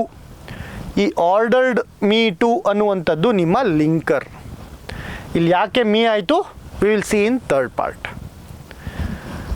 ಇವಾಗ ಸದ್ಯಕ್ಕೆ ಲಿಂಕರ್ ಮೇಲೆ ಗಮನ ಕೊಡಿ. ಆರ್ಡರ್ಡ್ ಟು ಅಂತ ಬರಬೇಕು. ಆಯಿತಾ? ಕಮ್ಯಾಂಡ್ ಇದ್ದರೆ ಆರ್ಡರ್ಡ್ ಟು. ಅಕಸ್ಮಾತ್ ಮಾಡಬಾರ್ದು ಅಂತ ಅಂದಾಗ ಆರ್ಡರ್ಡ್ ನಾಟ್ ಟು ಅಂತ ಬರುತ್ತೆ. Example, don't touch it.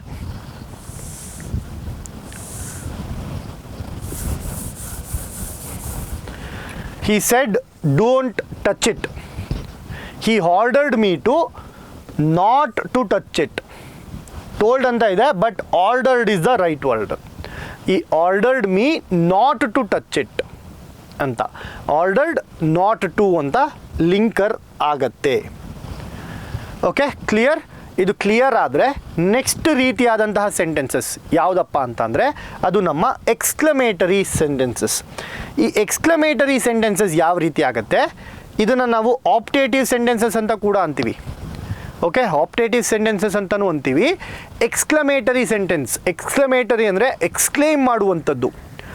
Wow ಅಂತೀವಲ್ವಾ, ಎಕ್ಸ್ಕ್ಲೇಮ್ಡ್. ಸೊ ಒಂದು ಸರ್ಪ್ರೈಸಿಂಗ್ ಆಗಿ ಎಕ್ಸ್ಕ್ಲಮೇಷನ್ ಮಾರ್ಕ್ ಇದ್ದರೆ ಆ ರೀತಿ ಯಾವ ಚೇಂಜ್ ಆಗುತ್ತೆ, ಯಾವ ಲಿಂಕರ್ನ ನಾವು ಯೂಸ್ ಮಾಡ್ತೀವಿ, ಎಕ್ಸ್ಕ್ಲೇಮ್ಡ್ ದಟ್ ಅಥವಾ ಎಕ್ಸ್ಕ್ಲೇಮ್ಡ್ ವಿತ್ ವಂಡರ್ ದಟ್ ಅಂತ ಚೇಂಜ್ ಆಗುತ್ತೆ.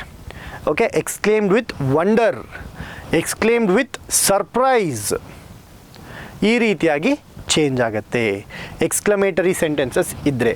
ಈಗ ನೋಡಿ, he said what a beautiful view. ಇದು ನಿಮ್ಮ ಡೈರೆಕ್ಟ್ ಸ್ಪೀಚಲ್ಲಿದೆ.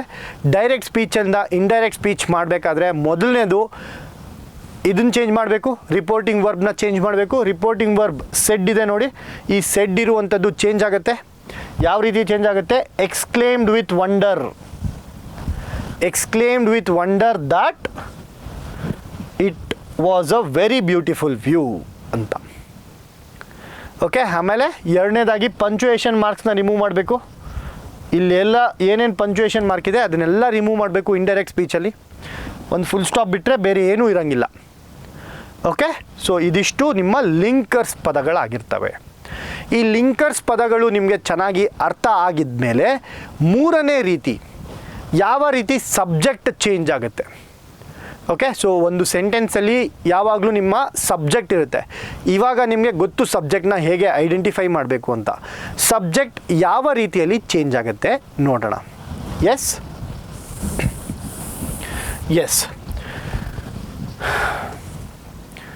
ಪ್ರೊನೌನ್ಸ್. ಈ ಫಸ್ಟ್ ಪ್ರೊನೌನ್ಸ್ ಅಂತ ಅಂತೀವಿ. ಇಲ್ಲಿ ನಾವು ಸನ್ ಫಾರ್ಮುಲಾ ಯೂಸ್ ಮಾಡೋಣ.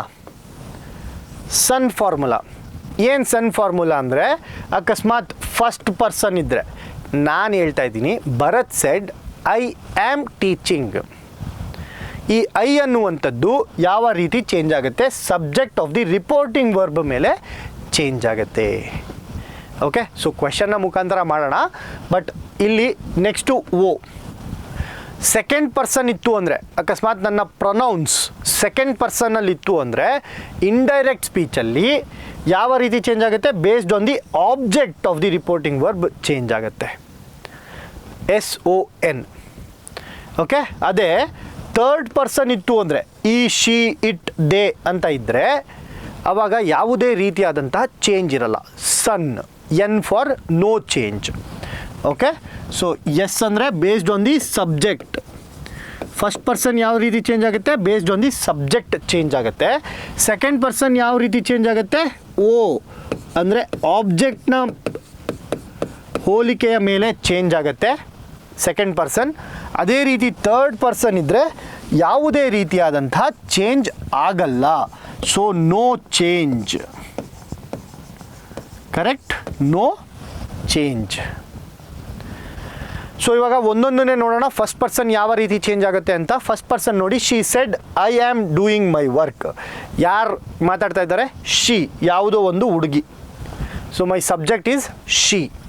ಅವಳು ಮಾತಾಡ್ತಾ ಇದ್ದಾಳೆ, I am doing my work, ನಾನು ನನ್ನ ಕೆಲಸ ಮಾಡ್ತಾಯಿದ್ದೀನಿ ಅಂತ. ಸೊ ಇದು ಫಸ್ಟ್ ಪರ್ಸನಲ್ಲಿದೆ. ಐ ಅನ್ನುವಂಥದ್ದು ಫಸ್ಟ್ ಪರ್ಸನ್ ಆಯಿತು. ಸೊ ಫಸ್ಟ್ ಪರ್ಸನ್ ಯಾವ ರೀತಿ ಚೇಂಜ್ ಆಗುತ್ತೆ? Based on the subject. Based on the subject change ಆಗುತ್ತೆ. ಇಲ್ಲಿ ಶಿ ಇರೋದ್ರಿಂದ ಇಲ್ಲೂ ಕೂಡ ಶಿ ಆಗುತ್ತೆ. ಇಲ್ಲಿ ಮೈ ಅಂತ ಅನ್ನುವಂಥದ್ದು, ಮೈ ಅಂದರೆ ಫಸ್ಟ್ ಪರ್ಸನ್ ಅಗೇನ್, ನಂದು ಅಂತ.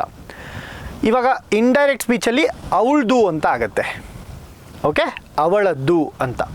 ಸೊ ಮೈ ಅನ್ನುವಂಥದ್ದು ಏನಂತ ಆಯಿತು? ಅರ್ ಆಯಿತು. ಓಕೆ, ಇದು ಫಸ್ಟ್ ಪರ್ಸನ್ ಪರ್ಸ್ಪೆಕ್ಟಿವಲ್ಲಿ.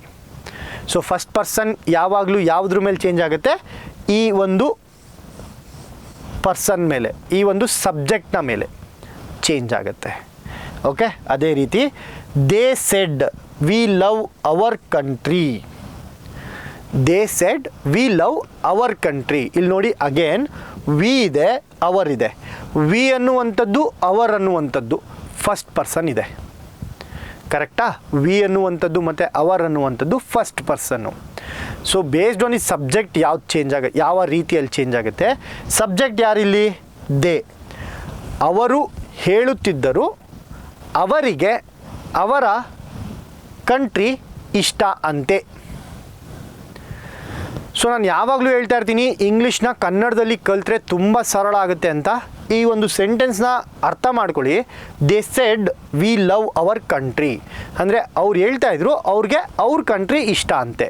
ಇದನ್ನು ಇಂಗ್ಲೀಷ್ಗೆ ಟ್ರಾನ್ಸ್ಲೇಟ್ ಮಾಡಿ. ಇವಾಗ ಅವರು ಹೇಳ್ತಿದ್ರು, ದೇ ಸೆಡ್ ದಟ್ ಅವರಿಗೆ, ದೇ ಅವರ ಕಂಟ್ರಿ ಇಷ್ಟ ಅಂತೆ. They loved their country. ಇಷ್ಟೇ ಅಲ್ವಾ ಡೈರೆಕ್ಟ್ ಸ್ಪೀಚಿಂದ ಇಂಡೈರೆಕ್ಟ್ ಸ್ಪೀಚ್ಗೆ ಮಾಡುವಂಥದ್ದು. ಇದು ಕಷ್ಟನಾ? ಖಂಡಿತವಾಗ್ಲೂ ಕಷ್ಟ ಇಲ್ಲ. ನಾವು ಯಾವಾಗ ಕನ್ನಡದಲ್ಲಿ ಈ ಥರ ಮಾಡ್ಕೋತೀವಿ, ತುಂಬ ಸುಲಭವಾಗಿ ನಾವು ಆನ್ಸರ್ನ ಮಾಡ್ಬೋದು. ಓಕೆ, ಇಲ್ಲಿ ವಿ ಇದ್ದಿದ್ದೇನಾಯಿತು? ದೇ ಆಯಿತು. ಯಾಕೆ? ಬಿಕಾಸ್ ನನ್ನ ಸಬ್ಜೆಕ್ಟ್ ದೇ, ಅವರು ಅನ್ನುವಂಥದ್ದು ನನ್ನ ಸಬ್ಜೆಕ್ಟ್. ಇಲ್ಲಿ ನೋಡಿ ಅವರಿದೆ, ಅವರಿದೆ ಅಂದರೆ ನಮ್ಮ ಕಂಟ್ರಿ ಅಂತ. ಬಟ್ ಯಾರು ಹೇಳ್ತಾ ಇದ್ದಾರೆ? ಅವ್ರು ಹೇಳ್ತಾ ಇದ್ದಾರೆ. ಸೊ ಅದು ಅವರ ಕಂಟ್ರಿ ಆಗುತ್ತೆ. ಓಕೆ, ಸೊ ಈ ಅವರ್ ಅನ್ನುವಂಥದ್ದು ಯಾವುದಕ್ಕೆ ಚೇಂಜ್ ಆಯಿತು? ದೇರ್ ಅನ್ನೋದಕ್ಕೆ ಚೇಂಜ್ ಆಯಿತು. ಯಾಕೆ? Because of the subject. First person ನೋಡಿ ಯಾವಾಗ್ಲೂ ನಾನು ಹೇಳಿದೆ ಅಲ್ವಾ, ಫಸ್ಟ್ ಪರ್ಸನ್ ಯಾವುದಕ್ಕೆ ಚೇಂಜ್ ಆಗುತ್ತೆ? ಸನ್ ಫಾರ್ಮುಲಾದಲ್ಲಿ S, subject, S for subject ರೀತಿಯಲ್ಲಿ ಚೇಂಜ್ ಆಗುತ್ತೆ. ಸಬ್ಜೆಕ್ಟ್ನ ಅನುಗುಣವಾಗಿ ನನ್ನ ಫಸ್ಟ್ ಪರ್ಸನ್ ಚೇಂಜ್ ಆಗ್ತಾರೆ ಇಂಡೈರೆಕ್ಟ್ ಸ್ಪೀಚಲ್ಲಿ ಅಂತ ಅರ್ಥ. ಓಕೆ, ಸೊ ಇದು ಅರ್ಥ ಆಗಿದ್ರೆ ಸೆಕೆಂಡ್ ಪರ್ಸನ್ನ ನೋಡೋಣ. Second person. ಸೊ ಸೆಕೆಂಡ್ ಪರ್ಸನಲ್ಲಿ ಏನಾಗುತ್ತೆ? ಸೆಕೆಂಡ್ ಪರ್ಸನ್ ಅಂದರೆ ಯು, ಯುವರ್ಸ್, ಯುವರ್ ಸೆಲ್ಫ್, ಇವನ್ನೆಲ್ಲ ನಾವು ಸೆಕೆಂಡ್ ಪರ್ಸನ್ ಅಂತ ಅಂತೀವಿ. ಆಯಿತಾ. ಸೆಕೆಂಡ್ ಪರ್ಸನ್ ಇದ್ದಾಗ ಯಾವ ರೀತಿಯಲ್ಲಿ ಚೇಂಜ್ ಆಗುತ್ತೆ ಅಂದರೆ ಆಬ್ಜೆಕ್ಟ್ನ ಮುಖಾಂತರ, ಆಬ್ಜೆಕ್ಟ್ನ ಅನುಗುಣವಾಗಿ ಚೇಂಜ್ ಆಗುತ್ತೆ. ಒಂದು ಎಕ್ಸಾಂಪಲ್ ಕೊಡೋದಾದರೆ ಇಲ್ಲಿ ನೋಡ್ಬೋದು ನೀವು, he said to me you are a genius. So you ಅನ್ನುವಂಥದ್ದೇನು, ಯು ಅನ್ನುವಂಥದ್ದು ಸೆಕೆಂಡ್ ಪರ್ಸನ್. ಆ್ಯಂಡ್ ಯಾರಿಗೆ ಹೇಳ್ತಾ ಇದ್ದಾರೆ ಇದು ನನ್ನ ಸಬ್ಜೆಕ್ಟ್, ಹಿ ಅನ್ನುವಂಥದ್ದು ನನ್ನ ಸಬ್ಜೆಕ್ಟ್. ಯಾರಿಗೆ ಹೇಳ್ತಾ ಇದ್ದಾರೆ, ಮೀ ಅಂದರೆ ನನಗೆ. ಸೊ ಇಲ್ಲಿ ಯು ಅನ್ನುವಂಥದ್ದು ನನ್ನ ಬಗ್ಗೆ ಮಾತಾಡ್ತಾ ಇರಬೇಕಾದ್ರೆ ಐ ಆಗತ್ತೆ. ಸೊ ನನ್ನ ಬಗ್ಗೆ ನಾನು ಅಂತ ಅಂದಾಗ ಐ ಅಂತ ಬರುತ್ತಲ್ವಾ. ಹಿ ಸೆಡ್ ಟು ಮೀ ಅಂದರೆ ಅವನು ನನಗೆ ಹೇಳ್ದ, ಈ ಟೋಲ್ಡ್ ಮೀ ದಟ್, ಅವನು ನನಗೆ ಹೇಳ್ದ ನಾನು ಜೀನಿಯಸ್ ಅಂತೆ. I was a genius. He told me that I was a genius ಅಂತ ಬರುತ್ತೆ. ಇಲ್ಲಿ ನೋಡಿ ಯು ಇದ್ದಿದ್ದು ಏನಾಯಿತು, ಐ ಆಯಿತು.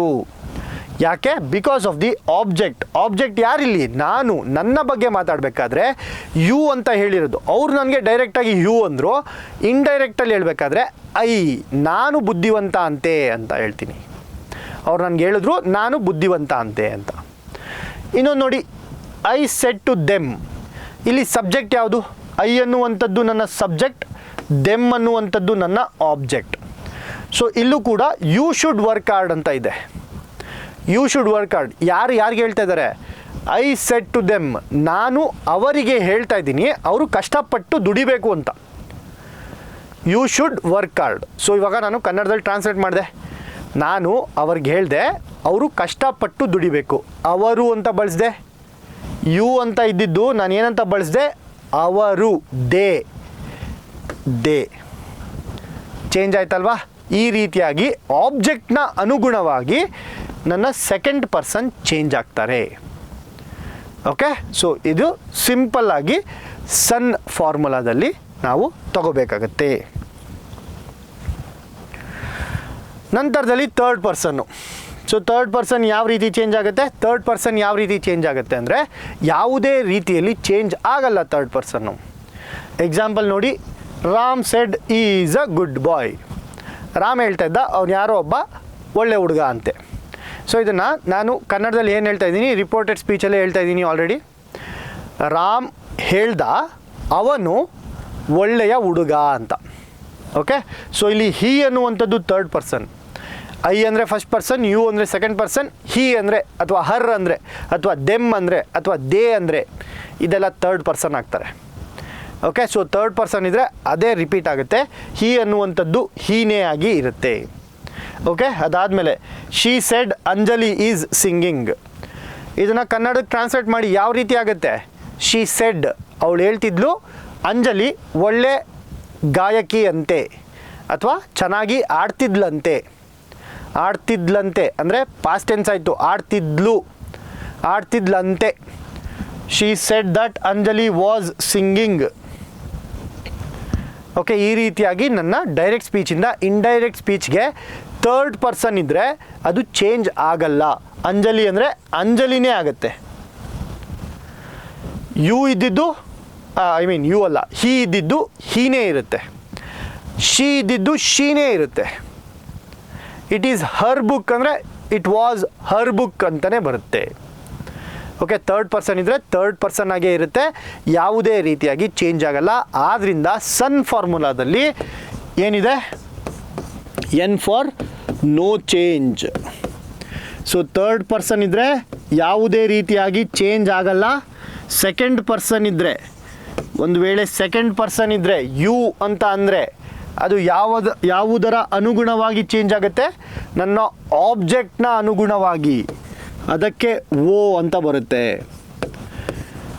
ಫಸ್ಟ್ ಪರ್ಸನ್ ಇದ್ದರೆ ಐ, ಮೀ ಅಂತ ಇದ್ದರೆ ಅದು ಯಾವ ರೀತಿ ಚೇಂಜ್ ಆಗುತ್ತೆ, ಸಬ್ಜೆಕ್ಟ್ನ ಅನುಗುಣವಾಗಿ. ಯಾರು ಹೇಳ್ತಾ ಇದ್ದಾರೆ ಈ ಮಾತನ್ನ ಅನ್ನುವಂತಹ ಅನುಗುಣವಾಗಿ ಫಸ್ಟ್ ಪರ್ಸನ್ ಚೇಂಜ್ ಆಗುತ್ತೆ. ಓಕೆ. ಸೊ ಇದು ನಿಮ್ಮ ಮೂರನೇ ರೂಲ್, ಪಂಚಾಮೃತದ ಮೂರನೇ ರೂಲ್ ಏನು, ಸನ್. ಸೊ ಫಸ್ಟ್ ಪರ್ಸನ್ ಇದ್ದರೆ ಸಬ್ಜೆಕ್ಟ್ನ ಅನುಗುಣವಾಗಿ ಚೇಂಜ್ ಆಗ್ತಾರೆ, ಸೆಕೆಂಡ್ ಪರ್ಸನ್ ಇದ್ದರೆ ಆಬ್ಜೆಕ್ಟ್ನ ಅನುಗುಣವಾಗಿ ಚೇಂಜ್ ಆಗ್ತಾರೆ, ಥರ್ಡ್ ಪರ್ಸನ್ ಇದ್ದರೆ ಯಾವುದೇ ರೀತಿಯಾದಂಥ ಚೇಂಜ್ ಆಗಲ್ಲ. So this is my third rule for indirect speech. Indirect ಸ್ಪೀಚ್ನಲ್ಲಿ ಮೂರನೇ ಅತಿ ಮುಖ್ಯವಾದ ರೂಲ್ ಇದಾಗಿರುತ್ತೆ. ಯಾವ ರೀತಿ ನನ್ನ ಪ್ರೊನೌನ್ಸ್ ಚೇಂಜ್ ಆಗುತ್ತೆ. ಫಸ್ಟ್ ಪರ್ಸನ್ ಪ್ರೊನೌನ್ಸ್ ಸಬ್ಜೆಕ್ಟ್ನ ಅನುಗುಣವಾಗಿ, ಸೆಕೆಂಡ್ ಪರ್ಸನ್ ಪ್ರೊನೌನ್ಸ್ ಆಬ್ಜೆಕ್ಟ್ನ ಅನುಗುಣವಾಗಿ, ಥರ್ಡ್ ಪರ್ಸನ್ ಪ್ರೊನೌನ್ಸ್ ಯಾವುದೇ ರೀತಿ ಚೇಂಜ್ ಆಗೋದಿಲ್ಲ. ಓಕೆ, ಸೊ ಇದಿಷ್ಟು ನಮ್ಮ ಬೇಸಿಕ್ ಕಾನ್ಸೆಪ್ಟ್ ಡೈರೆಕ್ಟ್ ಮತ್ತು ಇಂಡೈರೆಕ್ಟ್ ಸ್ಪೀಚಲ್ಲಿ. ಓಕೆ, ಇದಾದ ನಂತರ ನಾನು ನಿಮ್ಗೇನು ಹೇಳಿದೆ, ಒಂದು ಸ್ಟೆಪ್ ಬ್ಯಾಕ್ ಹೋಗುತ್ತೆ ಅಂತ, ಒಂದು ಘಟ್ಟ ಹಿಂದೆ ಹೋಗುತ್ತೆ. ಎಕ್ಸಾಂಪಲ್ ನೋಡಿ, ಸಿಂಪಲ್ ಪ್ರೆಸೆಂಟ್ ಇತ್ತು ಅಂದರೆ, ಒಂದು ವೇಳೆ ನನ್ನ ಸೆಂಟೆನ್ಸ್ ಸಿಂಪಲ್ ಪ್ರೆಸೆಂಟ್ ಇತ್ತು ಅಂದರೆ ಅದು ಸಿಂಪಲ್ ಪಾಸ್ಟ್ ಆಗುತ್ತೆ. ಸಿಂಪಲ್ ಪ್ರೆಸೆಂಟ್ ಅಂದರೆ ಒಂದು example, I am teaching present continuous ಆಗುತ್ತೆ. ಐ ಟೀಚ್, ನಾನು ನಿಮಗೆ ಹೇಳ್ಕೊಡ್ತೀನಿ. ಓಕೆ, ಐ ಟೀಚ್ ಅನ್ನುವಂಥದ್ದು ಸಿಂಪಲ್ ಪ್ರೆಸೆಂಟ್. ಅದು ಯಾವ ಥರ ಬರುತ್ತೆ? He said that, he taught.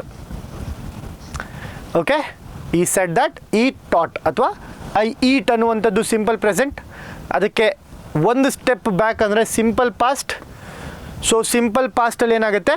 ಈ ಏಟ್ ಅಂತ ಬರುತ್ತೆ. ಇನ್ನು ಮಿಕ್ಕಿದ್ದೆಲ್ಲ same. First rule, second rule, third rule same, ಅದನ್ನು ಮರಿಬಾರ್ದು. ಐ ಅನ್ನುವಂಥದ್ದೇನು? ಫಸ್ಟ್ ಪರ್ಸನ್ ಪ್ರೊನೌನ್ ಅಲ್ವಾ? First person pronoun. First person ಯಾವುದರಿಂದ ಚೇಂಜ್ ಆಗುತ್ತೆ? ಸನ್ನಲ್ಲಿ ಎಸ್ ಅಲ್ವಾ ಫಸ್ಟು. ಸೊ ಸಬ್ಜೆಕ್ಟ್ನ ಅನುಗುಣವಾಗಿ, ಸಬ್ಜೆಕ್ಟ್ ಯಾರಿಲ್ಲಿ? ಈ ಅನ್ನುವಂಥದ್ದು ಸಬ್ಜೆಕ್ಟ್. ಅವನು ಹೇಳ್ದ, ಅವನು ತಿಂತಾನೆ. ಈ ಸೆಡ್ ದಟ್, ಈ ಏಟ್. ಓಕೆ, ಈ ರೀತಿಯಾಗಿ ಚೇಂಜ್ ಆಗುತ್ತೆ ಕಾಲಘಟ್ಟ. ಅದೇ ಒಂದು ವೇಳೆ ಪ್ರೆಸೆಂಟ್ ಕಂಟಿನ್ಯೂಸ್ ಇತ್ತು ಅಂದರೆ ಪಾಸ್ಟ್ ಕಂಟಿನ್ಯೂಸ್ ಆಗುತ್ತೆ. ಎಕ್ಸಾಂಪಲ್ ಕೊಟ್ಟನಲ್ವಾ, ಪ್ರೆಸೆಂಟ್ ಕಂಟಿನ್ಯೂಸ್ ಅಂದರೆ I am teaching. Bharat said I am teaching. Okay, ಅದು ಯಾವ ರೀತಿ ಆಗುತ್ತೆ? ಇಲ್ಲಿ ನಾನು ಹೇಳ್ತಾ ಇರುವಂತಹ ಎಕ್ಸಾಂಪಲ್ ಮೇಲೆ ಗಮನ ಕೊಡಿ. Bharat said I am teaching. Bharat said that he was teaching. So was teaching ಏನಾಯಿತು? ಪಾಸ್ಟ್ ಕಂಟಿನ್ಯೂಸ್ ಆಯಿತು. ಪ್ರೆಸೆಂಟ್ ಕಂಟಿನ್ಯೂಸ್ ಇದ್ದರೆ ಪಾಸ್ಟ್ ಕಂಟಿನ್ಯೂಸ್, ಸಿಂಪಲ್ ಪ್ರೆಸೆಂಟ್ ಇದ್ದರೆ ಸಿಂಪಲ್ ಪಾಸ್ಟ್. ಆಯಿತಾ? ಇವಾಗ ಟೆನ್ಸಸ್ ಕ್ಲಾಸ್ನ ನೋಡಿದ್ಮೇಲೆ ನಿಮಗೆ ಸುಲಭವಾಗಿ ಅರ್ಥ ಆಗ್ತಾ ಇರುತ್ತೆ ಕಾಲಘಟ್ಟಗಳು. ಸಿಂಪಲ್ ಪ್ರೆಸೆಂಟ್ ಅಂದರೆ ಏನು, ಪ್ರೆಸೆಂಟ್ ಕಂಟಿನ್ಯೂಸ್ ಅಂದರೆ ಏನು, ಪ್ರೆಸೆಂಟ್ ಪರ್ಫೆಕ್ಟ್ ಅಂದರೆ ಏನು, ಪ್ರೆಸೆಂಟ್ ಪರ್ಫೆಕ್ಟ್ ಕಂಟಿನ್ಯೂಸ್ ಅಂದರೆ ಏನು, ಇವೆಲ್ಲ ನಿಮಗೆ ಅರ್ಥ ಆಗ್ತಾ ಇರುತ್ತೆ. ಕರೆಕ್ಟ್ ಅಲ್ವಾ? ಪ್ರೆಸೆಂಟ್ ಪರ್ಫೆಕ್ಟ್ ಇದ್ದು ಅಂಥದ್ದು ಪಾಸ್ಟ್ ಪರ್ಫೆಕ್ಟ್ ಆಗುತ್ತೆ. ಪ್ರೆಸೆಂಟ್ ಪರ್ಫೆಕ್ಟ್ ಇದ್ದಿದ್ದು ಪಾಸ್ಟ್ ಪರ್ಫೆಕ್ಟ್ ಆಗುತ್ತೆ. ಆಯಿತಾ? ಅದಾದಮೇಲೆ ಸಿಂಪಲ್ ಪಾಸ್ಟ್ ಇರುವಂಥದ್ದು ಪಾಸ್ಟ್ ಪರ್ಫೆಕ್ಟ್ ಆಗುತ್ತೆ, ಒಂದು ಸ್ಟೆಪ್ ಹಿಂದೆ ಹೋಗುತ್ತೆ. ಎಕ್ಸಾಂಪಲ್ ನೋಡಿ, ಸಿಂಪಲ್ ಪಾಸ್ಟ್ ಮತ್ತು ಪಾಸ್ಟ್ ಪರ್ಫೆಕ್ಟ್ಗೆ ಐ ಏಟ್ ಅಂತ ಇದ್ದರೆ ಈ said that he had eaten. He had eaten ಅನ್ನುವಂಥದ್ದು ಪಾಸ್ಟ್ ಪರ್ಫೆಕ್ಟ್ ಆಗುತ್ತೆ. ಓಕೆ, ಸೊ ಟೆನ್ಸಸ್ ಯಾವ ರೀತಿ ಚೇಂಜ್ ಆಗುತ್ತೆ ಇದನ್ನು ಪ್ರಾಕ್ಟೀಸ್ ಮಾಡ್ತಾ ಗೊತ್ತಾಗಬೇಕು ನಿಮಗೆ. ತುಂಬ ಚೆನ್ನಾಗಿ ಅರ್ಥ ಆಗುತ್ತೆ PYQsನ ಪ್ರಾಕ್ಟೀಸ್ ಮಾಡೋದ್ರಿಂದ. ಓಕೆ, ಮಾಡೋಣ. ಕೆಲವೊಂದು ಪಾಸ್ಟ್ ಕಂಟಿನ್ಯೂಸ್ ಇದ್ದಿದ್ದು ಪಾಸ್ಟ್ ಪರ್ಫೆಕ್ಟ್ ಕಂಟಿನ್ಯೂಸ್ ಆಗುತ್ತೆ. ಸೊ ಈ ವಾಸ್ ಟೀಚಿಂಗ್ ಅನ್ನುವಂಥದ್ದು, ಐ ವಾಸ್ ಈಟಿಂಗ್ ಅನ್ನುವಂಥದ್ದು he said that he had been eating. Past perfect continuous ಆಗಿರುತ್ತೆ. ಆಯಿತಾ? ಅದಾದ ನಂತರ ಫ್ಯೂಚರಲ್ಲಿ ಯಾವುದೇ ರೀತಿಯಾಗಿ ಫ್ಯೂಚರ್ ಬಂದರು ವಿಲ್ ಇರುವಂಥದ್ದು ವುಡ್ ಆಗುತ್ತೆ, ಶಲ್ ಇರುವಂಥದ್ದು ಶುಡ್ ಆಗುತ್ತೆ. ಓಕೆ, ಐ ವಿಲ್ ಈಟ್ ಅನ್ನೋಂಥದ್ದು ಈ ವುಡ್ ಈಟ್ ಅಂತ ಆಯಿತು. ಅಗೇನ್ ಇಲ್ಲಿ ಯಾಕೆ ಸರ್ ಆಯಿತು ಅಂತ ಕೇಳಬಾರ್ದು.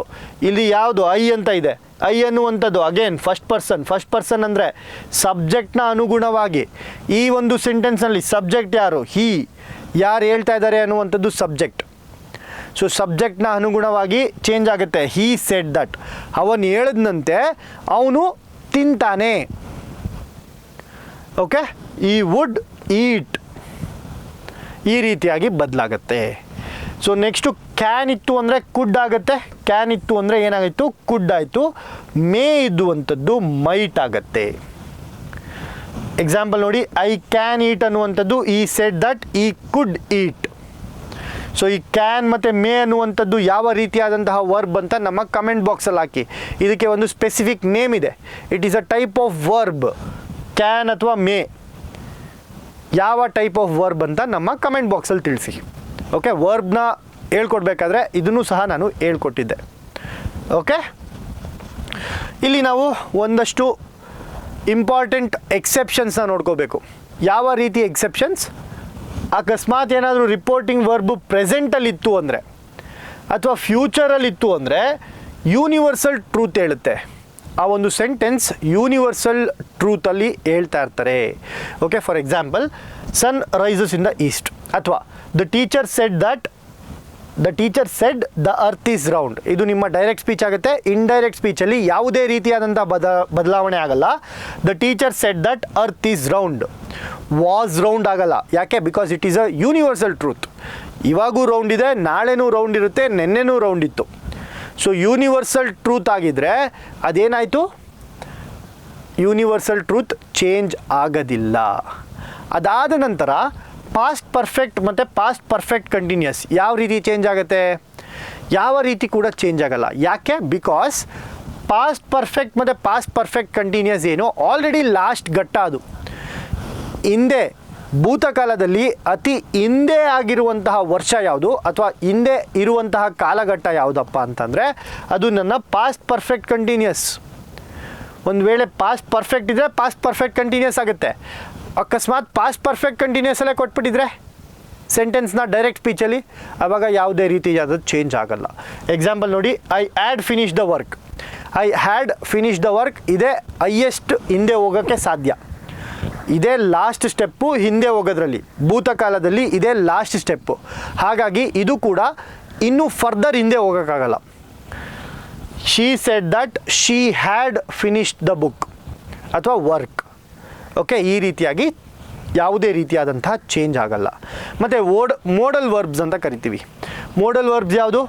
Wood, should, could, might, ought to. ಇವೆಲ್ಲ ಎಬಿಲಿಟಿನ ತೋರಿಸುವಂತಹ words, modals. Okay, so already would, should, could ಇದ್ದರೆ ಅದು ಕೂಡ ಯಾವುದೇ ರೀತಿಯಾಗಿ ಚೇಂಜ್ ಆಗೋದಿಲ್ಲ. ಓಕೆನಾ? ಸೊ ಎಕ್ಸಾಂಪಲ್ ನೋಡಿ, he said I could run fast. He said that ಈ ಕುಡ್ ರನ್ ಫಾಸ್ಟ್. ಇಲ್ಲೂ ನೋಡಿ ಐ ಇದೆ. ಐ ಅನ್ನುವಂಥದ್ದು ಫಸ್ಟ್ ಪರ್ಸನ್ ಆದರೆ ಸಬ್ಜೆಕ್ಟ್ನ ಅನುಗುಣವಾಗಿ ಚೇಂಜ್ ಆಗುತ್ತೆ. ಇಲ್ಲಿ ಸಬ್ಜೆಕ್ಟ್ ಯಾವುದು? ಹಿ ಸೆಡ್, ಅವನು ಹೇಳ್ದ, ಅವನು ಬೇಗ ಓಡ್ತಾನಂತೆ. ಹಿ ಸೆಡ್ ದಟ್ ಈ ಕುಡ್ ರನ್ ಫಾಸ್ಟ್. ಓಕೆ, ಇದು ನಿಮ್ಮ 4ನೇ ತತ್ವ, ಪಂಚಾಮೃತದ 4ನೇ ತತ್ವ, ಯಾವ ರೀತಿ ಕಾಲಘಟ್ಟ ಚೇಂಜ್ ಆಗುತ್ತೆ ಅಂತ. ಇನ್ನು ಮಿಕ್ಕಿದ್ದು 5ನೇ ತತ್ವ. 5ನೇ ತತ್ವ ಏನಪ್ಪ ಅಂತ ಅಂದರೆ ಟೈಮು ಮತ್ತು ಪ್ಲೇಸು ಯಾವ ರೀತಿಯಲ್ಲಿ ಚೇಂಜ್ ಆಗುತ್ತೆ ಅಂತ. ಸೊ ಡೈರೆಕ್ಟ್ ಸ್ಪೀಚಲ್ಲಿ ಪ್ಲೇಸ್ ದಿಸ್ ಅಂತ ಅಂದರೆ ದಟ್ ಆಗುತ್ತೆ ಇಂಡೈರೆಕ್ಟ್ ಸ್ಪೀಚಲ್ಲಿ. ಅದೇ ರೀತಿ ದೀಸ್ ಅಂತ ಇದ್ದರೆ ದೋಸ್ ಆಗುತ್ತೆ. ಹಿಯರ್, ಇಲ್ಲಿ ಅನ್ನುವಂಥದ್ದು ಅಲ್ಲಿ ಅಂತ ಆಗುತ್ತೆ. Okay, this, here, there. Now ಇರುವಂಥದ್ದು ಇವಾಗ ಅಂತ ಅನ್ನುವಂಥದ್ದು ಅವಾಗ ಆಗುತ್ತೆ, ದೆನ್ ಆಗುತ್ತೆ. ಟುಡೇ ಅನ್ನುವಂಥದ್ದು ದಿಸ್ ಡೇ ಅಥವಾ ದಟ್ ಡೇ ಆಗುತ್ತೆ. ದಿಸ್ ಡೇ ಆಗಲ್ಲ, ಸಾರಿ, ದಟ್ ಡೇ ಆಗುತ್ತೆ. ಟುಡೇ, ಇವತ್ತು ಅನ್ನುವಂಥದ್ದು ಅವತ್ತಿನ ದಿನ, ದಟ್ ಡೇ ಅಂತ ಆಯಿತು. ಸೊ ನೆನ್ನೆ ಅನ್ನುವಂಥದ್ದು ಎಸ್ಟರ್ಡೇ ಇದ್ದರೆ ಪ್ರೀವಿಯಸ್ ಡೇ ಅಂತ ಆಗುತ್ತೆ. ಓಕೆ, ಎಸ್ಟರ್ಡೇ ಇರುವಂಥದ್ದು ಪ್ರೀವಿಯಸ್ ಡೇ ಅಥವಾ ದ ಡೇ ಬಿಫೋರ್ ಅಂತ ಕರಿತೀವಿ. ಟುಮಾರೋ ಅನ್ನುವಂಥದ್ದು ನೆಕ್ಸ್ಟ್ ಡೇ ಆಗುತ್ತೆ ಅಥವಾ ಫಾಲೋಯಿಂಗ್ ಡೇ ಅಂತ ಆಗುತ್ತೆ. ಈ ರೀತಿಯಾಗಿ ಬದಲಾವಣೆ ಆಗುತ್ತೆ. I will teach tomorrow. He said that he would teach the following day ಅಥವಾ the next day. So will ಇತ್ತು, ವುಡ್ ಆಯಿತು, ಟುಮಾರೋ ಇತ್ತು, ನೆಕ್ಸ್ಟ್ ಡೇ ಆಯಿತು. Okay, yes. ದಸ್ ಅನ್ನುವಂಥದ್ದು ಸೋ ಆಗುತ್ತೆ. ಎಗೋ, 5 years ಎಗೋ ಅನ್ನುವಂಥದ್ದು ಬಿಫೋರ್ 5 years ಅಂತ ಆಗುತ್ತೆ. ಎಗೋ ಇದ್ದರೆ ಬಿಫೋರ್ ಆಯಿತು. ಲಾಸ್ಟ್ ವೀಕ್ ಅನ್ನುವಂಥದ್ದು ದ ವೀಕ್ ಬಿಫೋರ್ ಅಂತ ಆಗುತ್ತೆ ಅಥವಾ ದ ಪ್ರೀವಿಯಸ್ ವೀಕ್ ಅಂತ ಆಗುತ್ತೆ. ಅದೇ ರೀತಿ ನೆಕ್ಸ್ಟ್ ಮಂತ್ ಅನ್ನುವಂಥದ್ದು ದ ಫಾಲೋಯಿಂಗ್ ಮಂತ್ ಅಂತ ಅಂತೀವಿ. ಆಯಿತಾ? The following month. Okay, yes. So ಕೆಲವೊಂದು ಎಕ್ಸಾಂಪಲ್ಸ್ನ ನೋಡೋಣ, ಯಾವ ರೀತಿ ನಾವು 5 ರೂಲ್ನ ಅಪ್ಲೈ ಮಾಡಿ ಡೈರೆಕ್ಟ್ ಸ್ಪೀಚಿಂದ ಇಂಡೈರೆಕ್ಟ್ ಸ್ಪೀಚ್ಗೆ ಕನ್ವರ್ಟ್ ಮಾಡ್ತೀವಿ ಅಂತ. ನನ್ನ ಸಲಹೆ ಏನಪ್ಪ ಅಂತ ಅಂದರೆ, ಆದಷ್ಟು ಹೆಚ್ಚಿನ ಸಂಖ್ಯೆಯಲ್ಲಿ PYQsನ ಸಾಲ್ವ್ ಮಾಡಿ.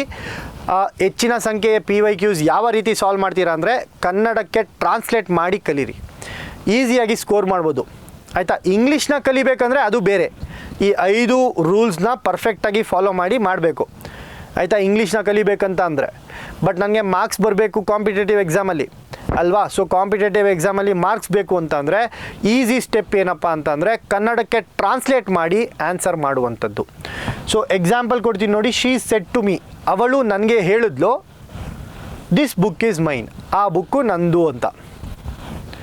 ಈಸಿ ಟ್ರಾನ್ಸ್ಲೇಷನ್ ಅಲ್ವಾ. ಸೊ ನಾನು ಏನು ಟ್ರಾನ್ಸ್ಲೇಟ್ ಮಾಡಿದೆ, ಅವಳು ನನಗೆ ಹೇಳಿದ್ಲು. ಶೀ ಟೋಲ್ಡ್ ಮೀ, ಅವಳು ನನಗೆ ಹೇಳಿದ್ರು, ಆ ಬುಕ್ಕು ದಟ್ ಬುಕ್, ಆ ಬುಕ್ ಅನ್ನುವಂಥದ್ದು ದಟ್ ಬುಕ್ ಈಸ್ ಅವಳ್ದು, ಆ ಬುಕ್ ಅವಳ್ದು. ದಟ್ ಬುಕ್ ವಾಸ್ ಹರ್ಸ್ ಅಂತ ಬರುತ್ತೆ. ಓಕೆ.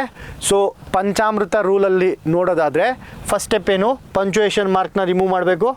ಸೊ ಪಂಕ್ಚುಯೇಷನ್ ಮಾರ್ಕ್ ಏನಿದೆ, ಕಾಮ ಇದೆ, ಕಾಮನ ರಿಮೂವ್ ಮಾಡ್ತೀನಿ, ಇನ್ವರ್ಟೆಡ್ ಕಾಮರ್ಸ್ನ ರಿಮೂವ್ ಮಾಡ್ತೀನಿ. ಇಲ್ಲಿ ಯಾವುದಿದ್ರು ಇದೆಯಾ, ಇಲ್ಲ. ಸೆಡ್ ಅನ್ನುವಂಥದ್ದು ಏನಾಯಿತು, ಟೋಲ್ಡ್ ಆಯಿತು. ಮೀ ಅನ್ನುವಂಥದ್ದು ಮೀ ಆಗೇ ಇದೆ. She said to me, she told me. Linker, it is an assertive statement, ಅವಳು ಹೇಳ್ತಾ ಇದ್ದಾಳೆ ಅಷ್ಟೇ ಫ್ಯಾಕ್ಟ್ನ, ಹಾಗಾಗಿ ಇದು ಅಸರ್ಟಿವ್ ಸ್ಟೇಟ್ಮೆಂಟ್ ಆಗುತ್ತೆ. So since this is assertive statement, assertive statement ಆಗಿರೋದ್ರಿಂದ ನನ್ನ ಲಿಂಕರ್ ಏನಾಯಿತು, what will be my linker, ನನ್ನ ಲಿಂಕರ್ ದಟ್ ಆಯಿತು. ಸೊ ಇಲ್ಲಿ ನೋಡಿ ಯಾವುದಿದೆ, that. She told me that, ಆ ಬುಕ್ಕು. ದಿಸ್ ಇರುವಂಥದ್ದು ಆವಾಗಲೇ ಹೇಳಿದೆ ಅಲ್ವಾ, ದಿಸ್ ಇರುವಂಥದ್ದು ಏನಾಗುತ್ತೆ, ದಟ್ ಆಗುತ್ತೆ. ಈ ಬುಕ್ ಅನ್ನುವಂಥದ್ದು ಆ ಬುಕ್ ಆಗುತ್ತೆ. ಇದು ಅನ್ನುವಂಥದ್ದು ಅದು ಆಗುತ್ತೆ. This that.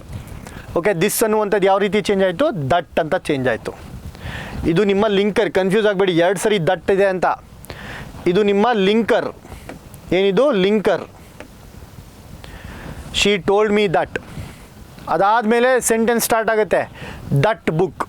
ಇಲ್ಲಿ ನೋಡಿ ದಿಸ್ ಬುಕ್ ಇತ್ತು, ಚೇಂಜ್ ಮಾಡಿದಾಗ ಇಂಡೈರೆಕ್ಟ್ ಸ್ಪೀಚ್ಗೆ ದಟ್ ಬುಕ್ ಆಗುತ್ತೆ. ಅದಾದಮೇಲೆ ಮೈನ್. ಮೈನ್ ಅನ್ನುವಂಥದ್ದು ಯಾವ ಪ್ರೊನೌನ್, ಫಸ್ಟ್ ಪರ್ಸನ್ ಅಲ್ವಾ, ನಂದು ಅಂತ ಹೇಳ್ತಾ ಇದ್ದೀನಿ. ಬಟ್ ಯಾರು ಹೇಳ್ತಾ ಇದ್ದಾರೆ, ಶೀ. ಸೊ ಶೀ ಅನ್ನುವಂಥದ್ದು ಸಬ್ಜೆಕ್ಟ್. ಇಲ್ಲಿ ಫಸ್ಟ್ ಪರ್ಸನ್ ಇರೋದ್ರಿಂದ ಯಾರ ಅನುಗುಣವಾಗಿ ಚೇಂಜ್ ಆಗುತ್ತೆ, ಸಬ್ಜೆಕ್ಟ್ನ ಅನುಗುಣವಾಗಿ ಚೇಂಜ್ ಆಗುತ್ತೆ. ಸೊ ಸಬ್ಜೆಕ್ಟ್ ಯಾರಿಲ್ಲಿ, ಶೀ ಅನ್ನುವಂಥದ್ದು. ಶೀ ಅನ್ನೋದಕ್ಕೆ ಫಸ್ಟ್ ಪರ್ಸನ್ನಲ್ಲಿ ಮೈನ್ ಯಾವ ರೀತಿ ಚೇಂಜ್ ಆಗುತ್ತೆ, ಮೈನ್ ಇರುವಂಥದ್ದು ಹರ್ಸ್ ಅಂತ ಆಗುತ್ತೆ. This book was hers. Was ಯಾಕೆ, this book is present tense, past tense ಆಗುತ್ತೆ. ವಾಸ್ ಹರ್ಸ್ ಅಂತ. ಓಕೆ. ಸೊ ಈ ರೀತಿಯಾಗಿ 5 ಪಂಚಾಮೃತಗಳನ್ನ ಹಾಕಿದಾಗ ಡೈರೆಕ್ಟ್ ಸ್ಪೀಚ್ ಏನಾಗುತ್ತೆ, ಇಂಡೈರೆಕ್ಟ್ ಸ್ಪೀಚ್ ಆಗುತ್ತೆ. ವೆರಿ ಸಿಂಪಲ್ ಅಲ್ವಾ, ತುಂಬ ಸರಳವಾಗಿ ನಿಮಗೆ ಆನ್ಸರ್ ಸಿಗುತ್ತೆ. So translation is the best method. ಇಲ್ಲಿ ನೋಡಿ, Rahul said I will meet you here tomorrow. Rahul ಹೇಳ್ತಾ ಇದ್ದ ಅವನು ನನ್ನ ನಾಳೆ ಇಲ್ಲಿ ಮೀಟ್ ಆಗ್ತಾನಂತೆ. ಓಕೆ, ಇದನ್ನು ನಾವು ಕನ್ನಡದಲ್ಲಿ ಟ್ರಾನ್ಸ್ಲೇಟ್ ಮಾಡಿದಾಗ ರಾಹುಲ್ ಹೇಳ್ದ, ದಟ್ ಲಿಂಕರ್ ನೋಡಿ, ದಟ್. ಅವನು, ಹಿ, ಇಲ್ಲಿ ವಿಲ್ ಇದೆ, ವುಡ್ ಆಯಿತು, ವಿಲ್ ಇರುವಂಥದ್ದು ವುಡ್ ಆಯಿತು. ಮೀಟ್ ಯು ಅನ್ನುವಂಥದ್ದು, ಇಲ್ಲಿ ಯು ಅನ್ನುವಂಥದ್ದು ಸೆಕೆಂಡ್ ಪರ್ಸನ್ ಇದೆ. ಸೊ ಸೆಕೆಂಡ್ ಪರ್ಸನ್ ಪ್ರೊನೌನ್ ಅಲ್ವಾ, ಸೆಕೆಂಡ್ ಪರ್ಸನ್ ಪ್ರೊನೌನ್ ಇದ್ದರೆ ಆಬ್ಜೆಕ್ಟ್ನ ಮುಖಾಂತರ ಯಾರಿಗೆ ಹೇಳ್ತಾ ಇದ್ದಾರೆ, ನನಗೆ ಹೇಳ್ತಾ ಇದ್ದಾರೆ. ಕರೆಕ್ಟ್ ಅಲ್ವಾ, ನನಗೆ, ರಾಹುಲ್ ನನಗೆ ಹೇಳ್ತಾ ಇದ್ದಾನೆ. ಅವನು ನನ್ನ, he told, he would meet me there. Here ಇರುವಂಥದ್ದು ದೇರ್ ಆಯಿತು, ಆಯಿತಾ. ಇಲ್ಲಿ ಅನ್ನುವಂಥದ್ದು ಅಲ್ಲಿ ಅಂತ ಆಗುತ್ತೆ ಡೈರೆಕ್ಟ್ ಸ್ಪೀಚಿಂದ ಇಂಡೈರೆಕ್ಟ್ ಸ್ಪೀಚಲ್ಲಿ. ಟುಮಾರೋ ಅನ್ನುವಂಥದ್ದು ನೆಕ್ಸ್ಟ್ ಡೇ ಆಯಿತು. ಟುಮಾರೋ ಅನ್ನುವಂಥದ್ದು ಏನಾಯಿತು, ದ ನೆಕ್ಸ್ಟ್ ಡೇ ಆಯಿತು. ಸೊ ಈ ರೀತಿಯಾಗಿ ಡೈರೆಕ್ಟ್ ಸ್ಪೀಚಿಂದ ಇಂಡೈರೆಕ್ಟ್ ಸ್ಪೀಚ್ಗೆ ಆರಾಮಾಗಿ ನಾವು ಕನ್ವರ್ಟ್ ಮಾಡ್ಬೋದು. Okay, yes. ಸೊ ಇನ್ನೆರಡು ಎಕ್ಸಾಂಪಲ್ನ ನೋಡೋಣ. They said we visited the zoo yesterday. ಅವ್ರು ಹೇಳ್ತಾಯಿದ್ರು, ಅವರು ಝೂಗೆ ಇಂದಿನ ದಿನ ಹೋಗಿದ್ರಂತೆ. ಓಕೆ, ದೇ ಸೆಡ್ ದಟ್, ಅವರು ಹೇಳ್ತಿದ್ರು, ದೇ ಸೆಡ್ ದಟ್ ಅವರು ಝೂಗೆ ಹೋಗಿದ್ರಂತೆ. ಯಾವತ್ತು ಹೋಗಿದ್ರು? ಹಿಂದಿನ ದಿನ ಹೋಗಿದ್ರಂತೆ. ದ ಡೇ ಬಿಫೋರ್ ಅಥವಾ ದ ಪ್ರೀವಿಯಸ್ ಡೇ ಅಂತಾದ್ರೂ ಕರೆಕ್ಟೇ ಇರುತ್ತೆ. ಸೊ ಎಸ್ಟರ್ಡೇ ಅನ್ನುವಂಥದ್ದು ಡೇ ಬಿಫೋರ್ ಆಗುತ್ತೆ ಅಥವಾ ಪ್ರೀವಿಯಸ್ ಡೇ ಆಗುತ್ತೆ. ಓಕೆನಾ? Simple. He said I am very busy. ಅವ್ನು ಹೇಳ್ದ ಅವ್ನು ತುಂಬ ಬ್ಯುಸಿ ಅಂತೆ ಆವಾಗ, ಅವನು ತುಂಬ ಬ್ಯುಸಿ ಇದ್ದ ಆವಾಗ ಅಂತ ಹೇಳ್ತಾ ಇದ್ದಾನೆ. ಅವನು ಹೇಳ್ದ, ಈ ಸೆಡ್ ದಟ್, ಅವನು ಹೇಳ್ದ ಅವನು ತುಂಬ ಬ್ಯುಸಿ ಇದ್ದಂತೆ. He was very busy then. ನೋವಿರುವಂಥದ್ದು ದೆನ್ ಆಯಿತು. ಓಕೆನಾ? ಸೊ ಈ ರೀತಿಯಾಗಿ ಡೈರೆಕ್ಟ್ ಸ್ಪೀಚ್ನ ಇಂಡೈರೆಕ್ಟ್ ಸ್ಪೀಚ್ಗೆ ಈಸಿಯಾಗಿ ಕನ್ವರ್ಟ್ ಮಾಡ್ಬೋದು. ಓಕೆ, ಸೊ ಕಾಲೇಜು ಶಿಕ್ಷಣ ಇಲಾಖೆಯಿಂದ ನಡೆಸ್ತಿರುವಂತಹ ಈ ಒಂದು ತರಗತಿಯಲ್ಲಿ ಡೈರೆಕ್ಟ್ ಸ್ಪೀಚ್, ಇಂಡೈರೆಕ್ಟ್ ಸ್ಪೀಚ್ನ ನೋಡಿದ್ವಿ, ಆ್ಯಕ್ಟಿವ್ ವಾಯ್ಸ್, ಪ್ಯಾಸಿವ್ ವಾಯ್ಸ್ನ ಕೂಡ ನೋಡಿದ್ವಿ. ಸೊ ಯಾರೆಲ್ಲ ಈ ಒಂದು ವಿಡಿಯೋನ ನೋಡಿದ್ದೀರಾ ತುಂಬ ಧನ್ಯವಾದಗಳು. ಅದಾದ ನಂತರ ನೆಕ್ಸ್ಟ್ ಕ್ಲಾಸಲ್ಲಿ ಪ್ರಿಪೋಸಿಷನ್ ಮತ್ತು ಕಂಜಂಕ್ಷನ್ ಅನದರ್ HYT ಅಂತಲೇ ಹೇಳ್ಬೋದು, ಅಂದರೆ ಹೈ ಯೀಲ್ಡಿಂಗ್ ಟಾಪಿಕ್ ಅಂತಲೇ ಹೇಳ್ಬೋದು. ಸೊ ಅದನ್ನು ಮುಂದಿನ ತರಗತಿಯಲ್ಲಿ ನೋಡೋಣ. ಅಲ್ಲಿವರೆಗೂ take care and have a nice day.